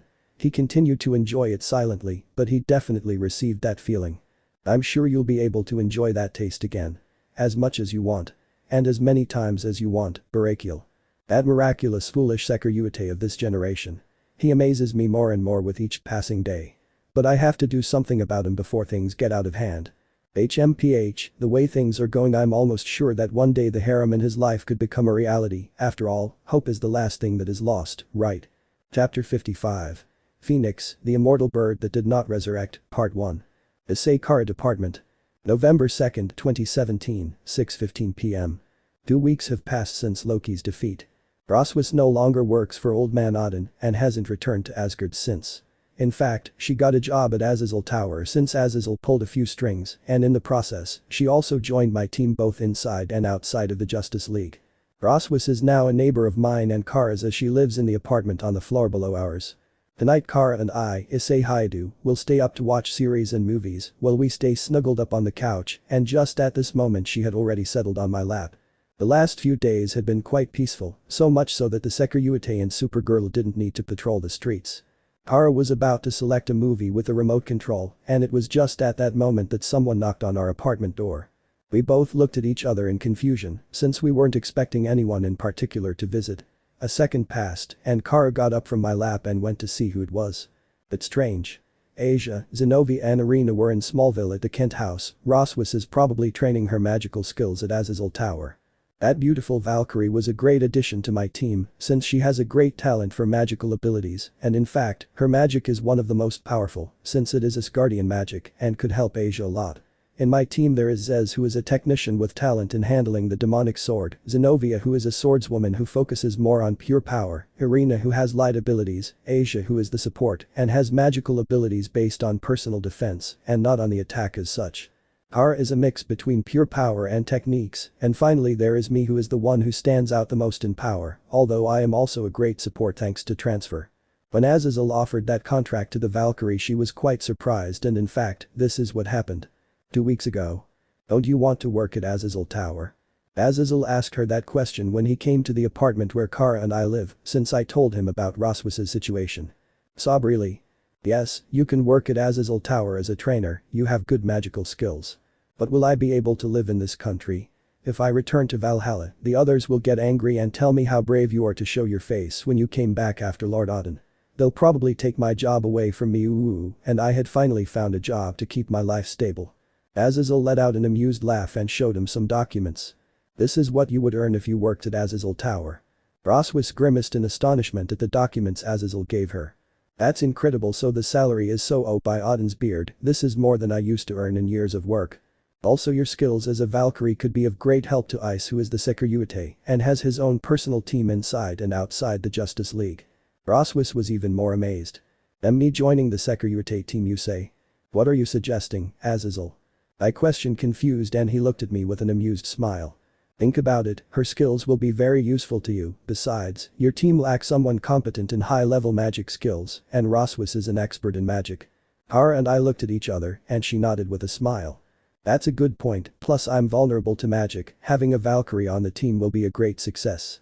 With a smile I nodded to what Kara told me and looked at Rossweisse. Are you willing to join my team? We'd also be co-workers at Azazel Tower. I'll make sure you settle in as best as possible. Rossweisse nodded with a very happy smile and said to me. I feel like this is fate. It may just be my imagination, as I don't know you too well. Our chance encounters may have secretly agreed that something like this would happen. So I will gladly be under your care, Issei Hyoudou, Kara's Orel. After that was settled and Rossweisse officially joined my team, I heard her muttering in the watchtower. If Lord Odin. The next time we meet, I won't forgive you. Okay. Currently. Kara opened the door with a smile. Hello Ravel, nice to see you again. Please come in. Thank you, Kara-sama. When Kara mentioned Ravel, I got up from the couch and walked over to the two of them. Ravel is a beauty with her hair twisted into two pigtails in the shape of drills. She is dressed like a high-class lady in a one-piece violet dress. She moved her face shyly, holding a basket in her hands. Hello, long time no see, Isama. Nice to see you again, Ravel. Something else that has changed in the last 2 weeks was the relationship between Kara and Ravel. Coincidentally, that happened the week before at Azazel Tower. It turns out that by pure chance, she came to visit me at Azazel Tower after hearing that I defeated Loki, and as a gesture of goodwill, she baked a chocolate cake for me and in part for Kara as well, since Kara was present when that happened. A week ago. Did you do this? Why yes. Of course. I'm confident since it's easy. And I promised I'd make you a cake. Be grateful. I found Ravel very pretty and somewhat sun with her character. Then I'm going to go now. Ravel turned around quickly. Wait a second. Kara, get a knife. Kara had already gone ahead with her super speed and brought a knife. She cut some slices of the cake for me and herself, and we were both delighted with the fantastic taste of the chocolate. It wasn't too strong a flavor, it was just right flavor as well as the smoothness in it. It's very delicious, Ravel. Thank you, I'll finish eating it at home.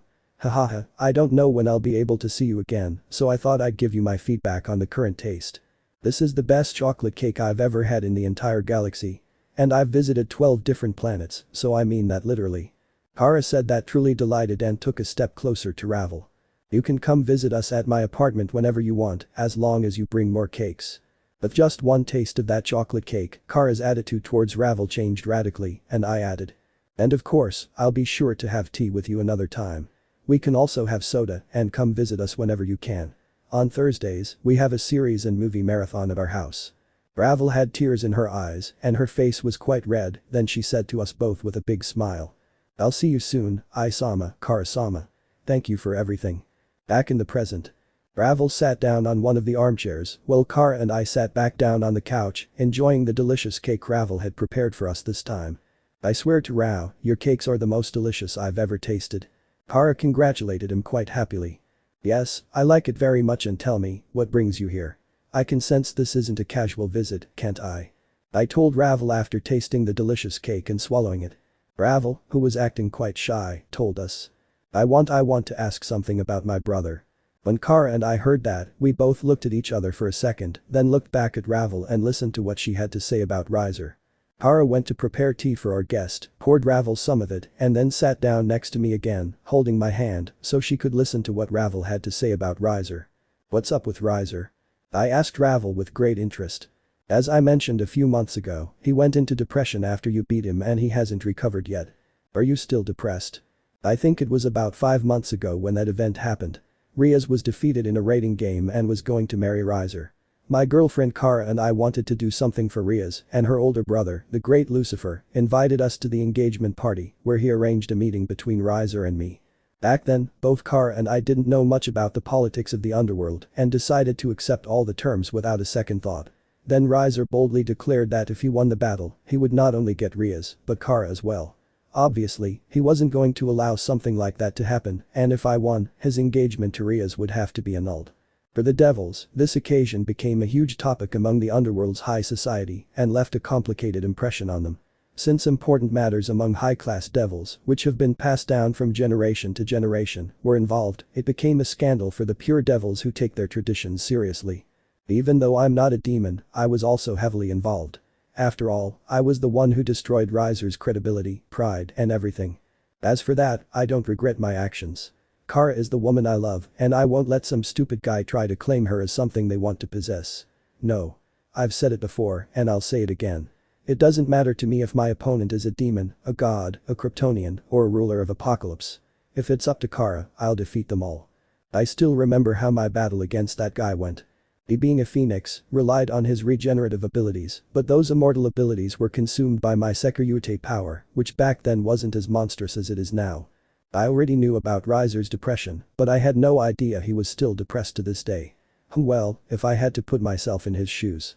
Being defeated in front of his family, the other nobles, at his engagement party that he won fairly against a Sekiryuutei, who is already in a romantic relationship with another woman, and that in turn, that defeat allows the one who was supposed to be his future wife to break up with him, and on top of that, Rias is a very beautiful woman. God, I feel so terrible, poor man. I ruined his life. Kara realized the feelings I was having and caressed one of my cheeks with one of her soft hands, looking into my eyes with a very understanding expression and a look full of love. Her caresses were quite affectionate, and I was able to calm down thanks to her. It's a shame your brother couldn't recover. Kara said to Ravel, feeling a little sorry for her. Ravel nodded at Kara's words. I wouldn't have found it strange if Ravel had said something like, it's your fault. Because of my actions, but that wasn't the case. This girl never blamed me for the actions I did, and in fact she even told me that it was a good lesson for her brother, but despite that attitude, she truly cares for Riser. Ravel then drank some of the tea. I know it's wrong for me to come here asking for favors for him. But when I asked around in different places for any good suggestions, most of them recommended that I consult with Ai-sama and Kara-sama. Even when I tried certain treatments, none of them gave good results. With us? What do you mean? Ravel answers Kara's questions. In order to fix my older brother's heart is mentality, I've received suggestions that perhaps it would be good for me to learn from what is called courage and hope from Sekiryuutei and Supergirl. What Ravel said surprised me, and so did Kara. We both looked at each other, wondering what we could say to our friend. I wouldn't mind helping him with his current situation. It's my fault anyway, and despite everything he's done, he deserves a second chance. Kara's smile widens as she realizes that I was apparently thinking the same thing as her. That's how far we've come in our relationship. That's a very good suggestion. As far as I'm concerned, it's a good plan, but the courage and hope you mention are very difficult to acquire. Are you willing to help him? At Kara's words, Ravel held nothing back. My older brother is so pathetic. Why did he have to get depressed for 5 months after just one defeat? He seems to be afraid of dragons, you know. And he hasn't participated in any raiding games since then, and a gossip magazine even wrote whatever things they wanted about him. He was traumatized after being defeated by Ai-sama, and he doesn't talk about anything dragon related. I would understand if he held a grudge instead. But Hess afraid, you know, as a man, he should use defeat as his strength and move on. Hess really pathetic and pitiful. Kara and I were left speechless at the words Ravel said about her older brother, which sounded as if she were riddling him with an automatic machine gun. Ravel's really stressed, huh? Is this guy called Riser that bad? Although, he's still my brother. Ravel whispered those last words, truly worried about him from the bottom of her heart. That's when I told Rave how I really felt about all this. Leave it to me, Ravel. I'll do something about it. Ravel looked at me in surprise. I was the one who defeated him and left him in such a bad state. I think I can fix him. If you want courage, I'm your man. And I also possess hope, even if I'm not from the House of L. Kara smiled at me fondly. If that's what you want, then do it. Riser might have a hard time hearing you, so do your best, Ice. I already have a plan in mind. I assured Kara and looked back at Ravel, who had a very bright expression. She then let out a small cough after realizing that. TT, this can't be helped. Then I don't mind asking you, Ai-sama. So please work hard for the high-class devils then. I'll thank you in advance. Yes. I'll do my best. Kara caressed my cheek again, and we both looked into each other's eyes again. You have my full support, go ahead, Ice. So it was decided that the two of us would go with Ravel to the underworld to do something for Riser. Underworld Phoenix clan territory. In a few hours, Kara, Ravel and I headed to the Phoenix House residence. We traveled using a magic circle Ravel created. She must have consumed quite a bit of her demonic powers to accomplish such a feat, I thought, but Ravel didn't look exhausted. She probably has immense reserves like most high-class demons. So when we arrived at this territory, Kara and I were surprised because the residence was a gigantic castle, like those in fantasy or science fiction stories. Wow. This place is huge. Ravel told us that her house had many benefits because they produced the Phoenix Tears, but seeing the immense castle, I wouldn't be surprised if they were richer than Azazel or Batman. How rich are the Phoenix to be able to afford such a luxury? Kara asked that, feeling stupefied at the magnificence of the gigantic castle. The castle doors opened with a heavy sound and we all entered. Maybe I should accept being Ravel's servant and reincarnating as a demon. I whispered it to Kara, pretending to think about that possibility. Kara's smile turned a little bewildered when I told her that and she looked at me with her eyes a little wider than usual. Ice, you're joking, right? Kara asked that question and stroked my hair silkily. I felt like it was making me feel very relaxed as her touch was quite gentle and affectionate. An idea crossed my mind, so I moved a little closer to Kara and made sure to whisper in her ear. Unless you give me a passionate night when I get home. Kara's cheeks flushed as she heard my soft whisper, then she leaned a little closer to me and whispered in my ear. Of course, my love, of course I'll give you whatever you want and more. His voice was quite flirtatious, and he caressed my lips with his after giving me a loving and sensual peck on my lips. Suddenly Ravel let out a small cough, which made Kara and I move apart a little and look at our friend. If you're done flirting at the entrance to the Phoenix house, we can continue. Ravel's face was a little embarrassed by the scene Kara and I had in front of her. My cheeks and Kara's cheeks were completely flushed and then my girlfriend smiled mischievously. Of course, let's go. Kara took my hand and together with Ravel, we walked through the castle garden and arrived at the residential area where the people of the Phoenix household live. In front of a beautiful looking gate, several more servants were waiting to welcome us. Welcome home, Miss Phoenix, and also to your guests, Sekiryuutei, Issei Hyoudou and Supergirl Kars Orel. We were greeted by the maid who seemed to be the main one and after everyone else we said our goodbyes. With Ravel's guidance, we progress inside through the same door. The ceiling is too high, the chandelier looks amazing, and there are several valuable statues and paintings everywhere.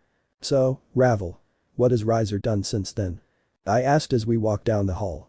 He just hides in his room and does well in virtual rating games or calls some commoners who are good at chess over here so he can have a chess match against them.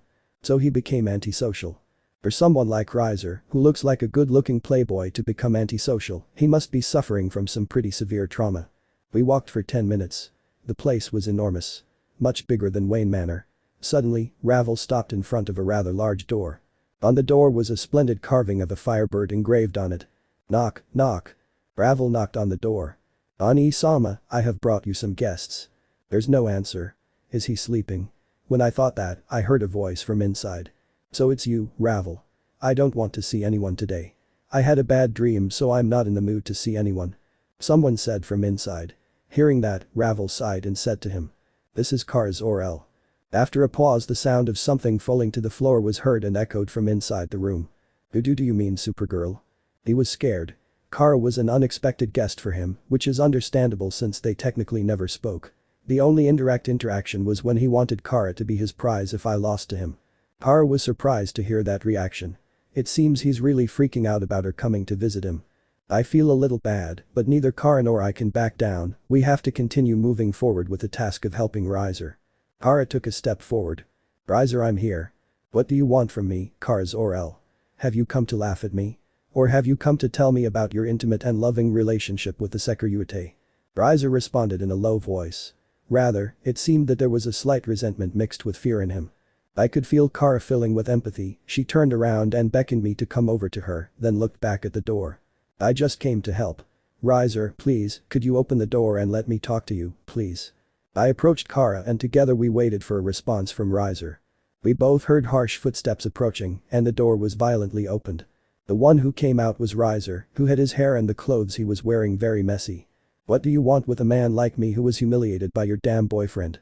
His eyes were glassy and there was anger in his voice. But his expression changed when he looked from Kara to me. Sekiryuutei. He pointed at me and shouted in a loud voice. Hello Riser. I smiled and waved at him. Hi. Hi. Riser screamed and ran into his room. Really? Is this happening to him? He jumped onto his bed and wrapped the blankets around himself. Please leave me. I don't want to remember it. I don't want it anymore. I don't want to feel as pathetic as I did that time. Kara, Ravel and I were left silent by Riser's attitude. This is the arrogant, overconfident guy who took great pride in his powerful abilities. The one who bravely faced me and suffered a dignified defeat, freaked out the moment he saw me and hid in his bed. I didn't expect your situation to be like this. What do you think, Ddraig? The last blow left a deep scar on his body and soul. But Riser was strong. I had a hard time beating him that time. I don't understand why he has to fall so low after a defeat.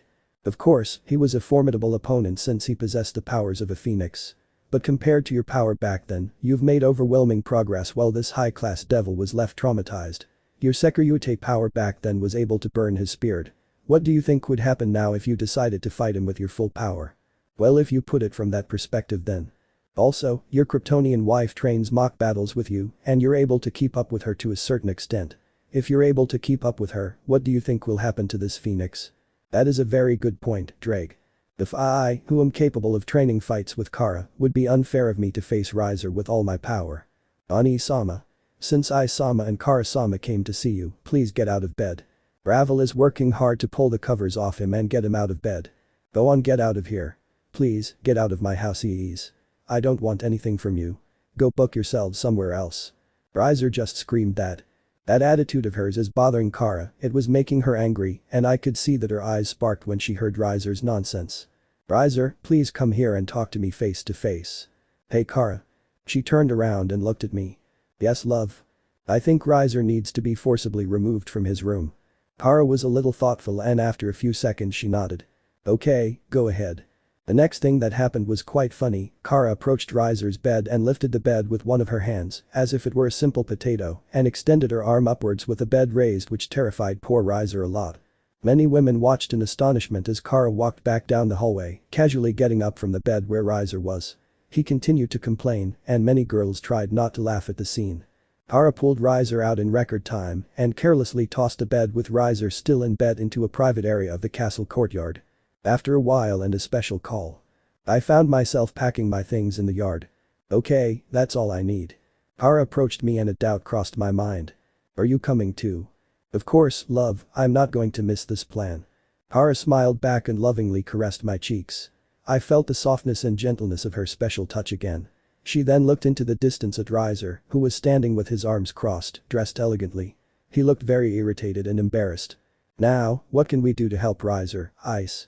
Riser was now muttering exasperatedly, why did we have to force him out of his room? He'll be here soon. I assured Kara as I also put her things in my backpack, since Kara confirmed to me that she would also be coming with me and Riser. And as for the being I was referring to, when I called him he told me he would be here immediately. Suddenly a gigantic shadow came flying from high in the sky. Ah, look, he's already arrived.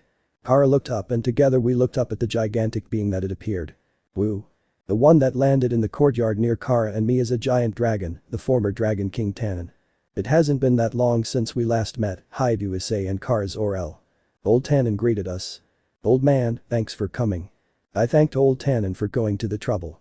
I'm happy to see you again too, Tannen. Kara was quite excited to see Tannen again.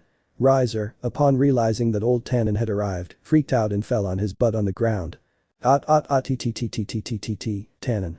Ultimate class demon, a legendary dragon. Former Dragon King. Riser was more scared than he was when he saw me. Well, with his trauma regarding dragons and Tannen looking like a terrifying dragon at first glance, it's understandable. Old Tannen's huge eyes looked at him. Riser Phoenix, huh. I've watched a few of your old raiding game matches. I've been eyeing you as a potential king in future games, but judging by your current form, you seem to be struggling. I gave old Tannen a quick explanation about what was happening to Riser. What a pathetic guy. It was her response, looking at Riser as if he was more than just pathetic. Do you think we can help him? He needs to regain his courage. That's what his family wants, along with giving him courage and hope. Old Tannen made a big smile appear on his face. I see, guts, courage, and hope. That sounds good to me. Then we should take him to some mountains, right? Yes, I've already packed my things, Kara's, and Riser's too for the trip. You're well prepared, Hyoudou, Issei. Of course. This is the plan I had. I'm going to put aside any simple treatments. What Riser needs is hard training, so taking him to a mountain and changing his environment would help reform him. Plus it's a phoenix, even if it dies it will rise from its ashes, so there's no problem. Ahahaha, I think I'm acting like Azazel. No. I don't want to go. Riser spread his wings of fire and tried to fly away, but old Tannen immediately grabbed him with one of his hands. Don't try to escape. If you're a man, then prepare yourself. Old Tannen challenged him, overwhelming him. If you look at it from a distance, it is as if a bird were captured by a dragon and is in turn about to be eaten by the dragon. Hara was speechless as she watched old man Tannen catch Riser and whisper in my ear. Will this help Riser become a real man? Surely she didn't imagine this kind of therapy. I want to go with you too. The one who said that was Ravel, who took a few steps towards where we both were.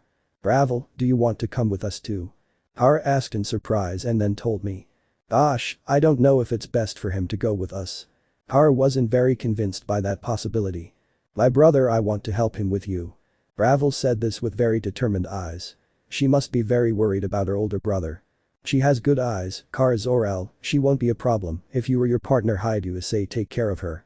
Hearing old Tannen say that, Kara and I looked at each other with a smile and then looked back at Ravel, who was very anxious, asking for our permission to accompany us. Okay, come Ravel, come with us. I agreed to let her come, and Ravel seemed quite happy to hear me say that. She laughed with excitement and immediately ran toward us. She also used her demonic powers to change her clothes into something that made her move more easily. She dressed like an adventurer and wore a safari jacket. Hara took me in her arms and quickly flew to Tannen's shoulder. Ravel followed us by lighting her fire wings, and the three of us stood on old Tannen's shoulder. And no. Why do I have to go to a mountain? Riser was going crazy inside old Tannen's hand. Ugh, for him to show such a pathetic attitude in front of his little sister, who is showing such a brave attitude. This is all for your own good. Drop that rich boy attitude and let's hit the mountain. Both your body and soul will be cleansed when you breathe in some fresh air. I said that, but he looked at me intensely. Instead of looking at me with fear, he looked at me with anger and hatred. My servants. Save me. This is an order. Servants? Did he say servants? When I looked down, I saw a group of 14 beautiful girls. Riser-sama, please Baird. Make up your mind. All those girls told him that. They were cheering while waving their hands. Seeing this, Riser was shocked and his eyes were about to pop out. You girls. You are so cruelly easy. That's when old Tannen flapped his wings and flew away. Ravel held onto me tightly and I held onto Kara. Help me. It was so funny seeing Riser in that state. Hyoudou, Kara Zor-El, if we go to the mountains, then it wouldn't be a good place. How about we go there? Old Tannen gave us that suggestion. Where could that be? Where will we go? Any very special place? We asked old Tannen, who smiled at those questions. To my territory. Their territory, we'll go to the dragon's territory. Chapter 56. Phoenix, the immortal bird that did not resurrect, Part 2. Underworld territory of the dragons. November 3, 2017, 7:25 AM. Wow, this is amazing. I, Issei Hyoudou, was astonished by the scene before me as there were too many dragons. Every way I looked at it, there were too many dragons. Old Tannen led me, Kara and Ravel to his territory, and also Riser, whose journey took place in old Tannen's hand, as if he were his prey. But seriously, I didn't think that right off the bat you'd see so many dragons of all sizes and colors. I can feel Kara's amazement at seeing these fantastic creatures, and she wasn't the only one. Ravel was also very excited. Old Tannen led us to a cliff in a certain canyon. There, you can see large holes in several parts of the cliffs and also a large number of dragons, each over 10 meters tall, butting their heads against each other. Many dragons spread their wings and flew in the valley. It seems that many dragons live in this valley. Old Tannen threw us over a section of a cliff where it was hardly possible for a person to stand. Well, that was funny, since none of us needed to stand.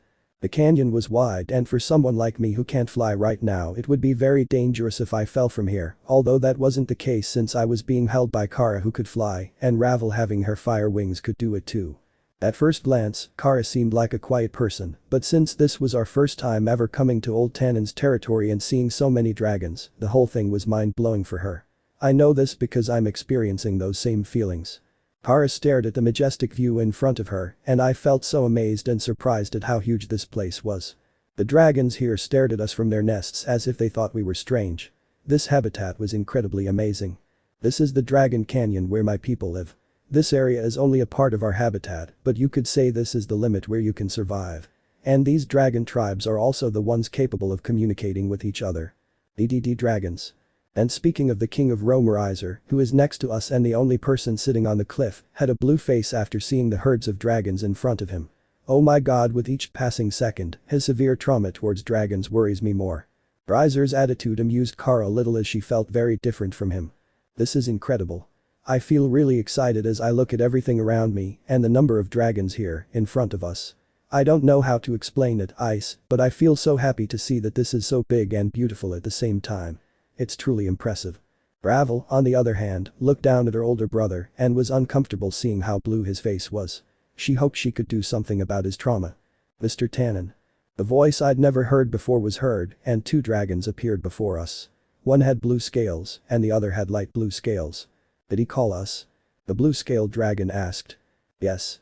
Hi to Issei, Kars Orel. These two are high-level dragons who serve me. I'm thinking of leaving Riser to these two. Gosh, that was a good plan. This could be a good way for Riser to overcome his trauma. Tannen's plan is to have these dragons be his supervisors. Yeah, it could work. I'm really excited to see this therapy develop in dragon territory. I understand. No problem. The dragons responded immediately after Old Man Tannen explained the situation to them. It seems the blue-scaled dragon responded very casually. And what can we do here? Kara asked Old Tannen and he looked at us. You guys should train too, go for a run first. I knew Old Tannen would say something like that, though. Wait a minute, aren't we going to help Riser? You won't be too strict with him. Old Tannen answered my question. Okay, what Tannen tells us is logical, so let's run alongside her for a while. Kara said it very excitedly, making the former Dragon King smile who looked sternly at Riser. Riser Phoenix. His voice startled Riser. Let's train your body and soul near this dragon cannon. Ooh, how could this happen to me? Riser shook his head as he covered his face with both hands. Please. Be resolute. It's nothing. Even if you have an experience like death, you won't die, since you are immortal. Come on, Ice my love, let's take a moment and run this way, Riser will be in good hands. Kara suddenly felt like starting training, and her smile was rather suspicious. After I put on my running gear on the snowy mountain, I saw Kara, and seeing her choice of clothing, I was left with a confused expression. Kara. Are you sure you're not cold? She only wore soft regular gym clothes with a top as revealing as the one she usually wears when she dresses up as Supergirl. Plus, her jeans were so short they barely covered half of her hexy, very sensual thighs. Did her Kryptonian powers make her immune to the cold? Kara nodded with a smile full of emotion and said to me. Yes, of course. I'm immune to the cold and I don't feel frozen at all. Don't worry so much about me. You're my girlfriend, of course I care about you. I responded with a smile, making her smile more. You know, I'm so happy to finally be running with you in these conditions. It's incredible how much snow there is here, I love it so much. Is it more fun than in the Fortress of Solitude? That question made her laugh. Oh come on, anywhere is way more fun than the boring Fortress of Solitude. Come on, we have to run. Kara looked very motivated and the two of us immediately started running on the snowy mountain. I really like the idea of running with you in a completely snowy place. It feels very special. Kara continued talking to me as we had already started. Yeah. I answered him almost instantly, exhaling a little steam in my mouth as the strong currents of wind and snow hit this mountain very strongly. Half an hour passed quickly and I was far behind Kara in the race. She stopped, turned around, and looked at me with quite a bit of love and amusement at seeing that I was struggling to catch up with her. Once I got close enough, she resumed running more happily. This is hilarious. I loved seeing her so happy while she was leading the race. I followed her as fast as I could, and I could feel her competitive side quite ignited. Yes indeed. I responded strongly as I was running as fast as I could.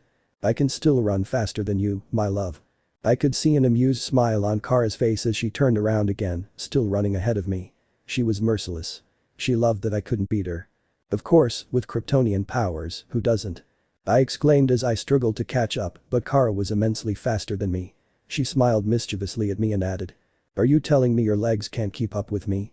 She started running faster so that she left me far behind and I had to run even faster, putting more effort into my legs. Ha ha. Kara had to be quite the competitive, sarcastic and boastful girlfriend.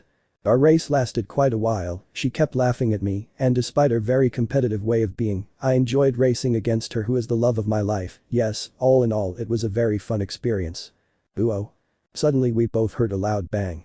We had to stop our very uneven competitive race, since it was a super-powered Kryptonian versus a metahuman. Kara came up to me, and we both looked at each other, quite confused. What was that loud bang we heard a second ago? Kara asked me and we both looked back and saw the source of that noise. You're very slow, too slow Riser Dono. You're going to freeze me. You froze my fire. Oh. Kara and I tried not to laugh too much as the blue dragon was chasing Riser. When he complained about the dragon, it breathed ice from its mouth and shot a freezing flame at Riser's back. Like me, Riser was wearing mountaineering gear. The icy flame of that dragon reminded me of Kara's icy breath when she blows with her superpowers and freezes everything in her path. Riser was about a mile or two away, but my girlfriend and I could hear him perfectly and the scene was too comical as it was as if a little bird was being hunted by a dragon. Damn. Riser don't know. The shout you have to say during this training is dragon. Repeat after me, dragon. The dragon. The scene was simply too much for Kara and she ended up laughing out loud. Riser was truly in a very difficult position. Being chased by a dragon and unable to fly to escape it, it was very funny to watch. Okay, I'll admit it was also very funny for me and probably for Ravel too, since, by the way, she was riding on the back of that celestial dragon that was chasing Riser. The only one I'm 100 sure it wasn't funny for is Riser, that's absolutely certain. I feel a little bad for laughing at it, but who wouldn't like to see a dragon hunting a high-class demon who is forbidden to fly? The sky-scaled dragon is a high-level dragon species called the blizzard dragon. Ani-sama. How can you make a fuss about something like this? Ravel reproached Riser. The truth is, it's very difficult to run on snow. Plus, I'm almost 100 sure neither Riser nor I are familiar with running on snow. It's complicated and puts extra strain on the legs and hips. It's tough, but I was able to do it because I'm in shape, have great stamina, and my girlfriend's competitiveness keeps me going. Above Kara and me is the blue-scaled dragon. It's flying through the sky while playing with a giant touchscreen monitor and humming. It's certainly different from the sky blue dragon supervising Riser. Just when I thought I'd seen it all, this dragon appears, playing with this modern device, as if it were a phone or some handheld video game console. Lord Sekiryuutei, Miss Supergirl. How do you evaluate the performance of the rich boy from the Phoenix house? We both stared at the blue dragon. I think he's being a little harsh on Riser, as he's asking for more than he can really give right now. But I think Riser is doing the best he can. Yes, it seems that he has it difficult. I agreed with what Kara told her. But his situation sure is stupid. He's really weak. I thought rich guys who are high-class devils would be a little more elegant and energetic, but they seem much weaker than I thought. What this dragon said made Kara laugh. So, this blue dragon wasn't satisfied with Riser's ability as a high-class devil, huh? Your words are strong, Dragon Lord. I didn't think you'd be this harsh on poor Riser. Now Kara was feeling a little sympathetic, but the playful smile said otherwise. I'm going to beat you, Kara. At that moment I started running as fast as I could, taking a short lead over Kara. Good luck with that. Kara exclaimed without moving. I'm pretty fast, Ice. At that moment Kara ran with her super speed, catching up to me and overtaking me without much effort and looked at me with an evil smile. Ha, I can't stand her, at least not like this. After we finished the race, I was trying to catch my breath. You win for now. Oh, you'd like to play another race, wouldn't you, Ice? I hope you don't blame me because I'm going to beat you again. You just want to compete because you know you're going to beat me.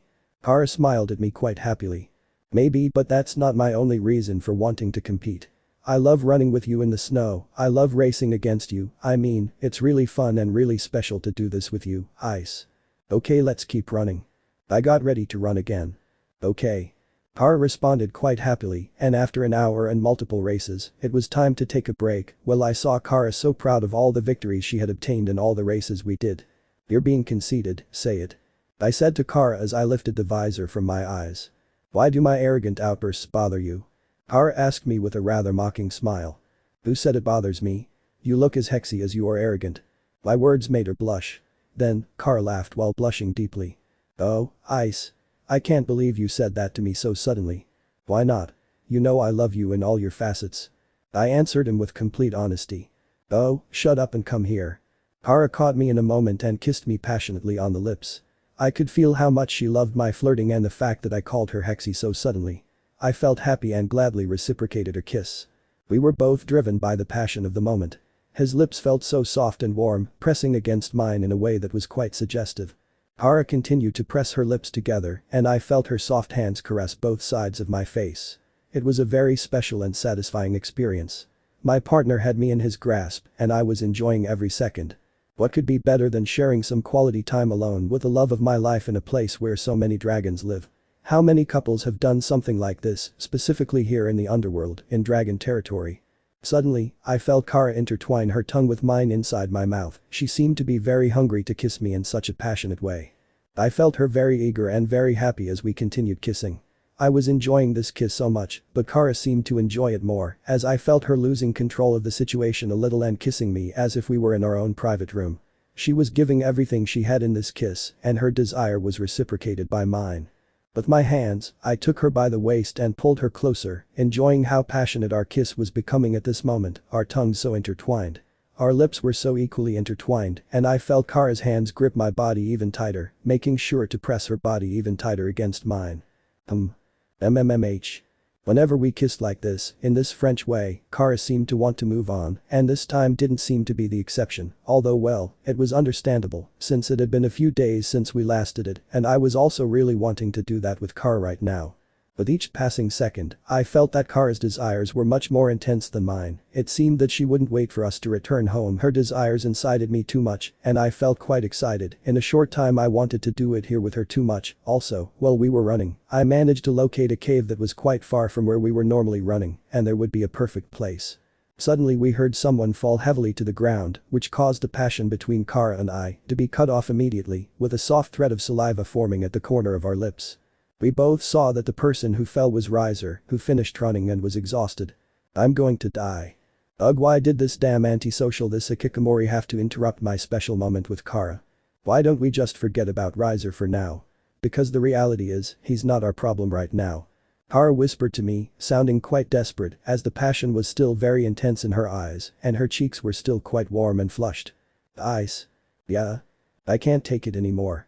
She came up to me and held me in a strong hug which ignited the flame of desire in me. Her gaze was so flirtatious and irresistible that was all I needed. Come. I joined our hands and we quickly moved towards that distant place, leaving Rias with the dragons and his little sister. When I reached the cave, I stopped feeling the strong currents of cold wind from the snowstorm. This place was quite warm.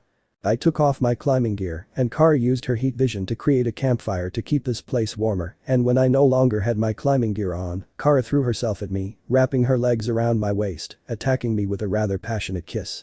In a short time, between the kisses and caresses we gave each other, we began to undress each other, and during the time that followed we began to make love, strong and passionate, giving our bodies the love, pleasure and desire that we so deeply felt and truly wanted. This was undoubtedly the best day we could have had in the underworld and in the land of the dragons. That made this moment even more special than it already was, and we enjoyed it to the fullest. Her face reflected the happiness she felt having me so deep inside her, and at no point did Kara want to hold back. She let herself go like all the previous times, taking me to the limits of my own improved endurance. Her thrusts were so strong that I swore the cave was shaking with each of her movements. Kara felt very tight, and while we satisfied the pleasure we had between us, she couldn't hold it and moaned loudly. Oh, Ice. You're killing me. Yes. Harder. It was the first time we'd ever done it inside a cave. I was so enjoying this moment we were having, but she just kept making her feelings get stronger and stronger. I have to do this. My boosted gear activated, and with every 10 seconds that passed, I pleasured Kara faster, her face filling with greater pleasure. Harder. Kara gasped, wanting it harder. I was hitting it harder. Harder. I was hitting it harder. Kara was pushing me to my limits, and I was willing to do it to please us with all my might, pounding her insides as hard as she demanded and craved from me. I felt her getting desperate, the heat inside her getting quite intense. Kara was going to come any moment, she couldn't resist it, and the same was happening to me. We both came while we held each other in a strong, intimate embrace. Her breasts were pressed hard against my body, and I felt the hardness of her nipples pressing against mine. I felt so warm, so happy, it was as if everything had come together in a precise moment. Yes, it was the best moment to be this close and give ourselves over again. Kara felt super happy with how we ended and leaned her forehead against mine, looking at me with that blushing and flirtatious smile she had. I love you so much, Ice. Yes, I love you more, Kara. We both continued to hold on tightly in a hug. I still didn't want to leave Kara's side, and neither did she. If I moved even a little, she made sure to hug me tighter. It was so comfortable to be with her like this. I was so happy things had escalated this way. I was in my own world, she was my world, and I was hers. Now, what's next? I asked her, and Kara stared at me, snuggled up with me. This moment was so perfect, and she looked at me with a rather seductive smile and said, "Why don't you keep kissing me, Ice? You just want to have me inside you all day long, Supergirl." I responded by making fun of her and gave her the kiss she was asking for. "Shut up, Sekiryuutei. don't you want the same thing I do? Kara reciprocated the kiss I gave her, it being a very sweet and passionate one, and she was right about what she was telling me, so we stayed the rest of the day in that cave and gave ourselves over to love, pleasure, and desire several more times until the day turned into night. I felt so tired, so exhausted, it was inevitable that I eventually fell asleep with Kara still on top of me, the two of us sleeping cuddled together in the warmth of the campfire. Satisfying a Kryptonian for hours is too complicated, but I was already used to it and I lost count of how many times we reached orgasm that day. Rias must have had a terrible day that day. I wonder what face that Hikikomori would make if he found out that Kara and I had been making love all day while he was tormented by the dragons outside. On the third day since we started this training in the mountains. Ravel seemed to be carrying a basket of food. He. In the distance, Rias could be heard screaming as he ran through the snowy mountains while being chased by the celestial dragon. "Do your best, Rias." Kara, Ravel and I sat on a rock that we had brushed off the snow and began to rest. "How's my brother?" Ravel asks us worriedly. I'm not sure. However, despite his complaining, he's doing what he needs to do. It's not much different from how I started training with old man Tannen back in Azazel Tower. Once Rias gets used to it, he'll do well. Yes, and the reason he couldn't stand on his own 2 feet was because he was lazy for 5 months, but he's in good physical condition now. Kara assured him after me. I see I'm a little relieved. Ravel's expression softened. "This pancake is very delicious, Ravel." I gave him my opinion on the pancake I took out of the basket. "Really? I'll try them then." Kara took out a pancake and tried it. Kara sometimes makes pancakes, but Ravel made them so delicious, such a special and unique flavor. Ravel's cooking skills completely surpass Kara's. That's really. I received the ingredients from the Dragon Lord over here and they weren't ingredients I didn't have, so I couldn't cook it to my liking. The sweet taste of Ravel's pancake spread throughout my mouth as I tasted them, it was a very gratifying sensation. Yes, these pancakes are the best. It's like Kara says, why would we lie to you? This is simply delicious. Ravel, you're the best at making sweet things. Hearing my comment, Ravel smiled confidently as she placed her hand over her mouth. Oh, of course. Sama is really lucky to be able to try the sweets I made. I'd like you to try them and show me your appreciation. They can't be better than mine. Kara exclaimed, not entirely convinced by the claims about who made the best sweets. In fact, they are better than yours. I told Kara, giving my support to Ravel. Kara was quite impressed with what I said, she tried to answer me, but didn't say anything until after a few seconds. Well, they're better than mine. My girlfriend muttered, her face a little embarrassed. Sama prefers my sweets to yours, Kara-sama. Ravel flirtatiously teased Kara as if she had managed to defeat her. Kara's face twisted into a fake smile which then changed to a rather jealous and angry expression. No way. Why are they better than mine? I use quality ingredients. And I make them with love for Ice. Don't feel bad. I told Kara, giving her a loving kiss on the cheek to comfort her a little. Her face softened a little, but I understood that a part of her didn't want to admit that her sweets weren't as good as Ravel's, since Kara is quite competitive. I'm not going to let you win that easily, Ravel. Ravel smiled at Kara mockingly and my girlfriend tensed a little, so I took her by the waist and invited her to sit in her happy place, Aka my lap. Kara settled into my lap and looked at my face. She was happy to be in my lap, but her thoughts seemed to be beyond that. Hey Ice. Yeah? Kara stared at me longer, this time with a certain intensity. I don't think it's fair that my sweets are worse than Ravel's. What's so special about his sweets that mine aren't? Ugh, is he still doing that? Were you so jealous when you found out that your sweet skills weren't on par with Ravel's? Experience. Kara stared at me even more intensely when I gave her that answer. Knowing the theory of cooking from experience. Is that the best you can come up with? The expression Kara looked at me with was one of great annoyance. Yeah, Supergirl, I'll always prefer yours anyway. Although they are not as rich as those made by Ravel. I wish you'd love my sweets more than Ravel's. That's why I cook them with so much love, don't you understand? She was not convinced. He was taking it very seriously. You know what to do. A big smile formed inside my mind when I heard Ddraig. To calm her down, I brought my lips close to hers and kissed her with much love and affection, letting her know that I did prefer her. Oh. Kara immediately kissed me back with a lot of love and affection for me, and a tender smile formed on her face when she was kissed by me. The kiss didn't last long and when I separated our lips, I said to him. Do you believe me now? Well, whatever. Kara brought her lips back to mine and kissed me even harder, something I reciprocated, while poor Rias continued to be tormented by the celestial dragon. Shortly after that moment, I separated from Kara and Ravel to go get my climbing gear and prepare for my morning training. Something that had happened shortly before I split up with my girlfriend and our friend was that Ravel showed some interest in the lifestyle Kara and I share in New York, along with the fact that we have a wide circle of friends and that I have my own special team. Maybe it's just my imagination, or maybe Ravel is interested in joining me, although our relationship is quite normal, since I still maintain my position of not joining a specific clan. It would be great if Princess Phoenix joined us, she is very special, and although she doesn't have power, something she seems to have is a lot of knowledge, apart from that she seems to be very interested in supporting you, and having Princess Phoenix as a potential ally would be. Suddenly Ddraig and I heard Riser's loud scream, which interrupted our conversation.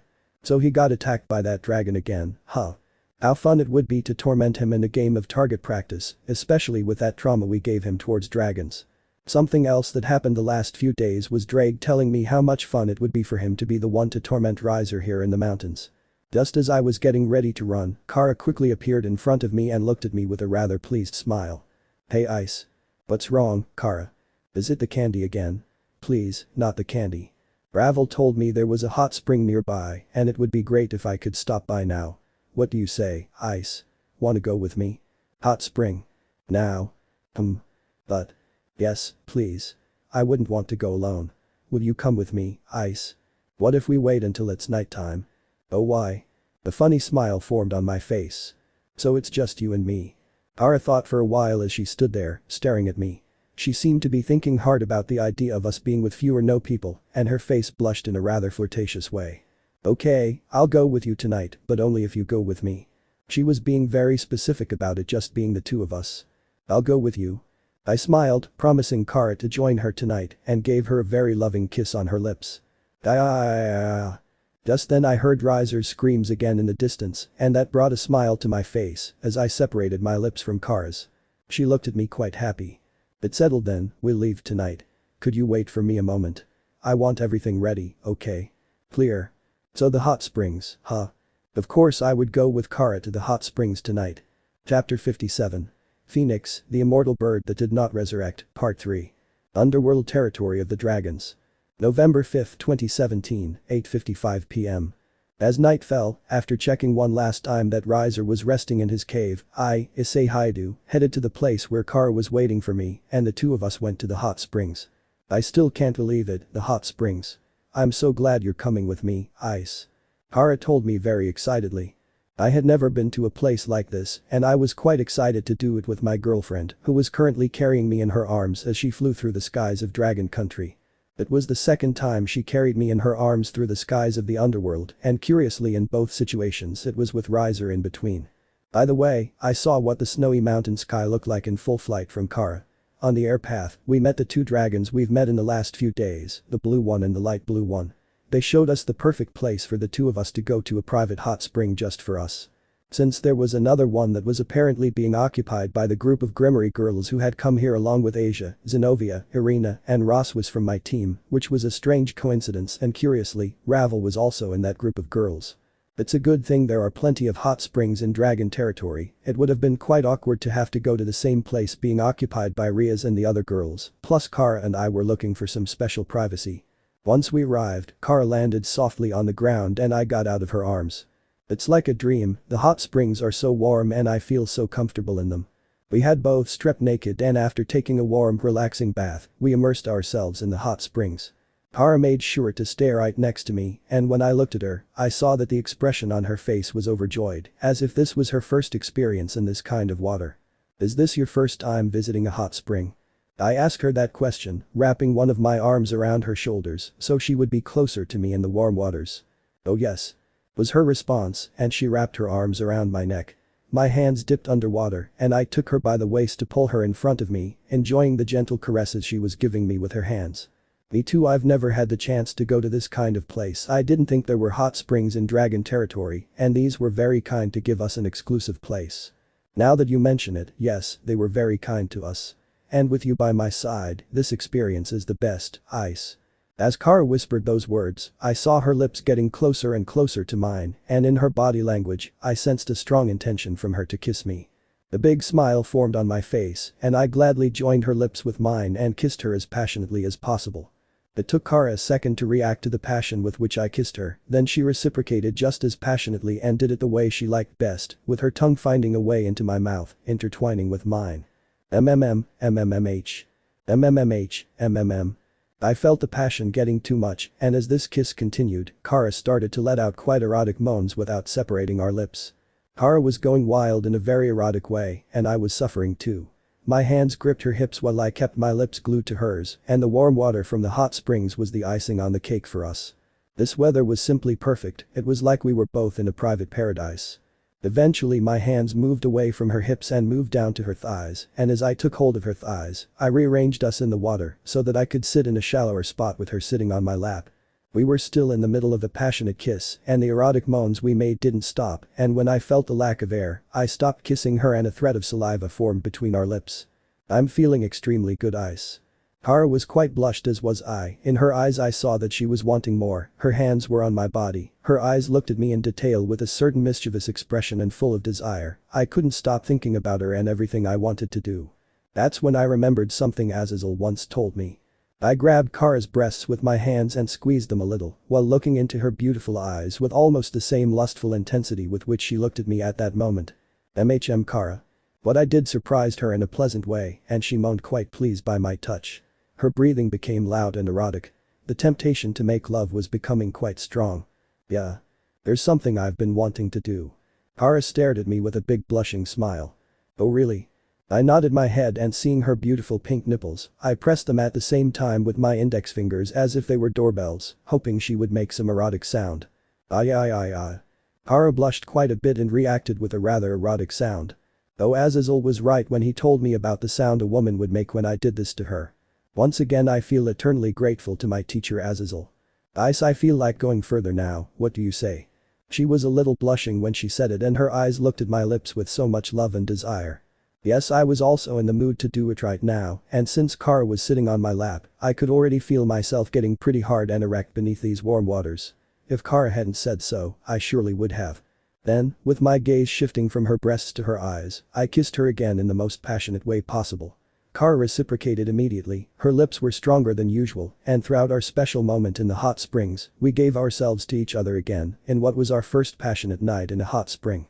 After a really good time, I felt quite fulfilled, satisfied, and pleased. The next thing Kara did was pamper me a bit too much, while allowing me to delight in her nipples, while I was breezed by her and with one of her hands she continued masturbating my crotch, while she looked at me with a rather flirtatious and pleased smile, much of her face, and between her legs had turned quite red, there was nothing that could ruin this beautiful moment that the two of us were having. That's what I thought until. Hey, buddy. Ddraig. What's going on, can't you see I'm busy? It's not that I want to interrupt you on purpose, I would never do that, but one of the dragons is trying to communicate with you through the sacred gear. How well okay. I separated my lips from the white and very pink nipple of my beloved Kryptonian girlfriend, whose face was very flushed and confused by the way I stopped doing it. Lord Sekiryuutei. Yes. What's going on? I must inform you that Riser Dono is quickly heading towards your location, he was asking about the hot springs. That. Riser is heading to my location. Thinking about it, I remembered everything that had happened that day. Was it when he overheard Kara's conversation with Ravel and mine with Kara? What hearing? I thought only Kara had super hearing. That perverted bastard who formed a harem. Damn, one of their goals is probably to spy on Kara. I won't let that guy see her naked body. Only I can do that. I felt so angry that when I separated from Kara, I stood up and activated my balance breaker. Welsh Dragon balance breaker. Ice, where are you going? I have to take care of something.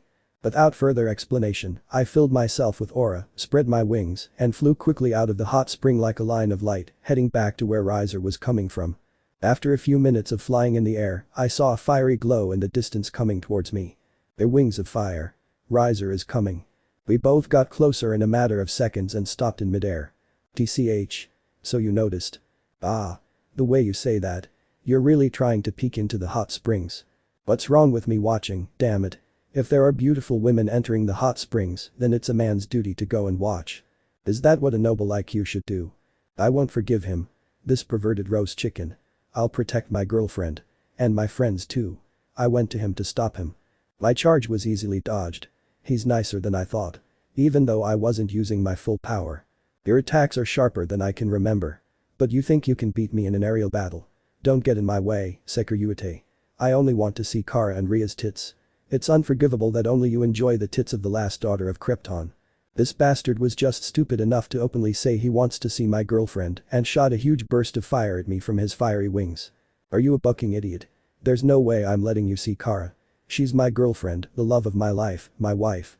I dodged a fire and quickly created a dragon shot in my left hand and launched it at him. But he managed to dodge it as well. Our attacks continued until they impacted with some distant mountains, causing a massive explosion of power that consumed the mountains completely. And whose fault do you think it's that I lost my fiancé? Do you think I'm going to stand idly by when I have the chance to see not only Kara's Zor-El, but also Ria's Gremory naked? Put yourself in my position and think. Riser closed all the distance between us and tried to hit me with his right punch. I stopped his punch with the palm of my left hand and an immense shockwave filled with aura was released into the snowy skies. His coup was full of courage, hope and guts. But power. I can feel the old Riser I knew has returned. TCH. I understand that it might be difficult for you to give up on your fiancé but that's that and this is this. How is it that you can be so perverted and regain your spirit just by looking at naked women? Everyone says that you lack courage, hope and guts. But look at you here and now. You have the courage, hope and guts to be bold enough to try to confront me after everything that happened. Saying those words, Riser separated from me and he smiled at me quite confidently. HMPH. If it's to see Kara's Zor-El and Ria's Gremory naked, then I'll gladly fight you Sekiryuutei. But I don't just want to see your tits. Supergirl also has great legs and ass. My aura began to rise until it was almost at its maximum capacity. You're unforgivable. Kara's Zor-El's beautiful, hexy, divine body is something only I can see. I will never allow you to see my wife naked. Riser's fire aura also rose beyond the power he had in our first fight. Don't buck with me. Let me see a little bit at least. Our auras rose to their maximum and the two of us began an intense battle in the snowy skies of the dragon territory. We both became lines of lights colliding with each other across the sky in plain sight. Riser. Damn you. Fuck you. Stupid Sekiryuutei. In every crash we yelled at each other and although things seemed to be very even, I still had a big advantage over Riser. Every hit I received from him in the air, he easily blocked it and when it was Riser's turn to receive my hits, he blocked it by putting too much effort into it. Now I tried to kick him in the face, but he managed to stop my punch with great effort, using his left arm to stop my kick. Riser then tried to hit me once again with his right punch which I stopped with my left hand and counterattacked using my right straight punch against him. Riser couldn't stop that blow and received it directly in the chest, causing him to move away from me a little with an expression full of pain and the regenerative flames engulfed his chest. I gave Riser no respite. I then approached him again, delivering several karate blows to the right side of his neck and my attacks were like a machete to him, as with each blow I cut a wound on his neck that healed as fast as his phoenix powers allowed. Riser managed to stop the next repetitive blow using both of his hands, but it left my other fist exposed, with which I gave him a very strong blow to the left side of his face. That blow was so strong that it broke Riser's guard and I gave him another punch using my left fist, but instinctively Riser managed to block that blow with both of his arms, then I gave him a spinning kick that was so fast that he couldn't avoid it and plummeted several meters down until he recovered in the air and rose back up to my height. The two of us collided again at high speeds in the air, causing strong shock waves with each impact.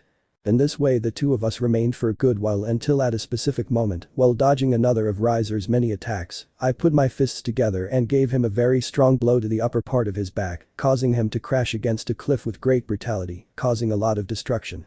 I quickly closed the distance between him and me and attacked him again with my left fist, but Riser managed to recover from the beating and blocked my attack by forming an X with his arms. He stopped my attempted punch but not the impact. Everything around us shook from the blow I delivered, causing everything around Riser and me to turn into a pretty deep crater. A rather deep cut had temporarily formed on his left cheek, but it quickly healed and when we parted ways, Riser wiped the blood from his cheek with his left thumb. Have you had enough? My question made him angrier. No. It's not enough. Riser quickly advanced against me with his fists filled with his flaming aura. Boon. I easily stopped his attempted blow by blocking it with my arms, which were filled with aura just like my entire body, but the impact of his blow was so brutal that the crater we were in became much deeper. Stupid, foolish, cheap high-class roast chicken demon. I yelled at Riser, jumping into the air above him and kicking him hard in the face, so fast and deadly that it didn't give him enough time to try and block. Ah. Riser's body shot out as if he had kicked a ball. Riser was dragged along the ground to the very end of the cliff, and in fact, my kick had been so brutal that the giant cliff we were standing on fractured and fell into the lake as it crumbled. Riser still hadn't recovered from that kick I gave him, his body was still being thrown forward. I quickly closed the gap between the two of us using my super speed, and before he could react, I brought my two hands together and once again dealt a massive blow to Riser with both of my fists. Ugh. That blow caused Riser to fall into the lake with such force that the lake itself split in two for a few moments. That blow also shook Riser, and he didn't give up, and immediately we both began a series of blows and punches and knee strikes. Riser's movements were increasingly sharper for me, but I was able to continue blocking all of his movements while I gave him a good series of blows that he had a hard time following. We both reached the ground and the intensity of our auras made us go through the ground under the lake until we reached the depths of the cavern. Inside the cavern, Riser and I split up and positioned ourselves on the far sides of the place. The lake had become a huge crater, but it could be restored with demonic powers. First I adore and now you, it seems that you men who are pure-blooded high-class demons really know how to get on my nerves. I'd rather you didn't compare me to that wretched bastard. That guy betrayed his home from the moment he joined Cow's brigade. I'm glad you beat him up before his death. Wow, I didn't think we'd agree on anything. Riser smiled. Though that doesn't change the fact that I won't give up until I see Kara and Rias. I don't care how strong you are, I'm not going to sit idly by when I have that wonderful opportunity. You're so greedy, aren't you? Isn't it enough for you to have a harem of beauties waiting for you at home? Riser let out a slight laugh. That's what devils are like, greedy to the core. We always seek to have more than we have, and we want it all. I wanted Rias to be my wife, and I also adore every single one of the maids in my harem, which is why I also went so far as to include my little sister in the harem and also wished for your girlfriend. If I were a demon, I might have the same desires as you. Okay, I have to say it. I've thought about it for quite some time, and I think if I had been reincarnated as a demon, perhaps my goal would have been similar to yours and I'd seek to have a harem. Oh. Really? Then maybe we have more in common than I thought. Yes, but like I said, I'm not a demon and I have no plans to be reincarnated as one. I'm happy as a metahuman. I'm happy with Kara. I wouldn't trade her for anything in the world. She's my only love. Unless somehow I can, well, you know. Yeah, I can understand that, though for me one woman wouldn't be enough. But since she's Kryptonian, you never know. HMPH, you're very lucky to have her and your other friends. That's what I say every day of my life. Ah, who would have thought it? I can understand Riser perfectly. Although that doesn't mean we'll stop fighting, right? I still want to see her and Rias in the hot springs. Of course, Riser, although I admit I'm a little dissatisfied with you. Huh? What do you mean by that? I haven't had the chance to use my full power in this fight yet. Oh. I understand, huh? I was barely giving 60. Huh? Only 60.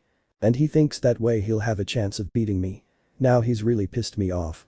Okay, Riser. You asked for it. I now released more aura than before and advanced towards Riser. Riser took a defensive stance but couldn't keep up with my speed and I hit him with a strong right elbow to the chest. Ugh. Riser took a few steps back, then I kicked him right in the left arm and we both exchanged blows again at fairly fast speeds. Riser tried to kick me, but I dodged it by taking a step back and immediately charged at him again with an intense series of punches and knees combo. His fire wings tried to attack me, but my dragon wings blocked them without much difficulty. I had Riser on the ropes as none of his punches were landing on me and he was taking almost every punch I was landing on him. At one point I took several steps back, then propelled myself forward again using my dragon wings and hit Riser with a rather hard headbutt, sending him very far back. Before Riser could come at me, I charged forward and continued attacking him with multiple punch and kick combos that he was barely able to keep up with as the difference in our powers was still quite wide. What's wrong, Riser? Is that really all a high-class devil from the Phoenix household can do? I bet Ravel would give me a better fight than you. Saying that I stepped back and took a defensive stance waiting for Riser's attack who advanced towards me quite annoyed. Don't bring Ravel into this.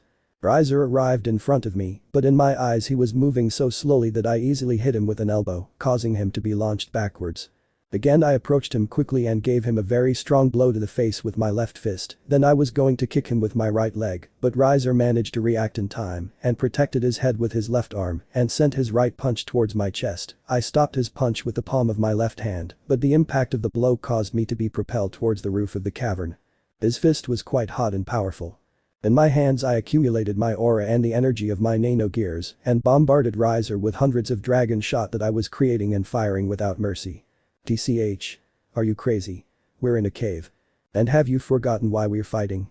I won't let you see Kara and the hot springs, even if it means burying you in this cave. The cavern began to collapse, and Riser used his demonic powers to destroy everything that was about to fall on him.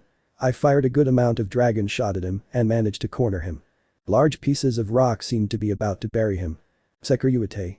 I'm not going to let you stop me from seeing Kara's Orel and Rias' Gremory in the hot springs. Ooh on. Something exploded inside Riser, and his fiery aura became so powerful and fiery that everything around him except his clothes melted. You managed to push him to the limit, partner. That's the dormant power that this high-class devil hadn't awakened.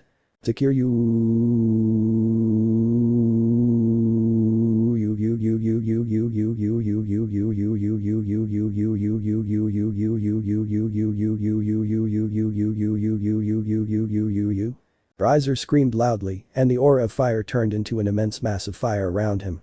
Riser increased his speed greatly and crossed the ceiling of the cavern, as if it were nothing. I also greatly raised my red dragon aura and kept up with him. He had become an immense mass of fire and I an immense mass of red aura. The two of us emerged from the crater that was once a lake and rose to the limits of the underworld sky in the territory of the dragons. This is amazing. Riser Dono has surpassed his limits and is fighting against the Sekiryuutei Dono. I heard the sky dragon scream as he was gathered with the blue dragon and other dragons in the air, far away from Riser and me. I'm going to stream it.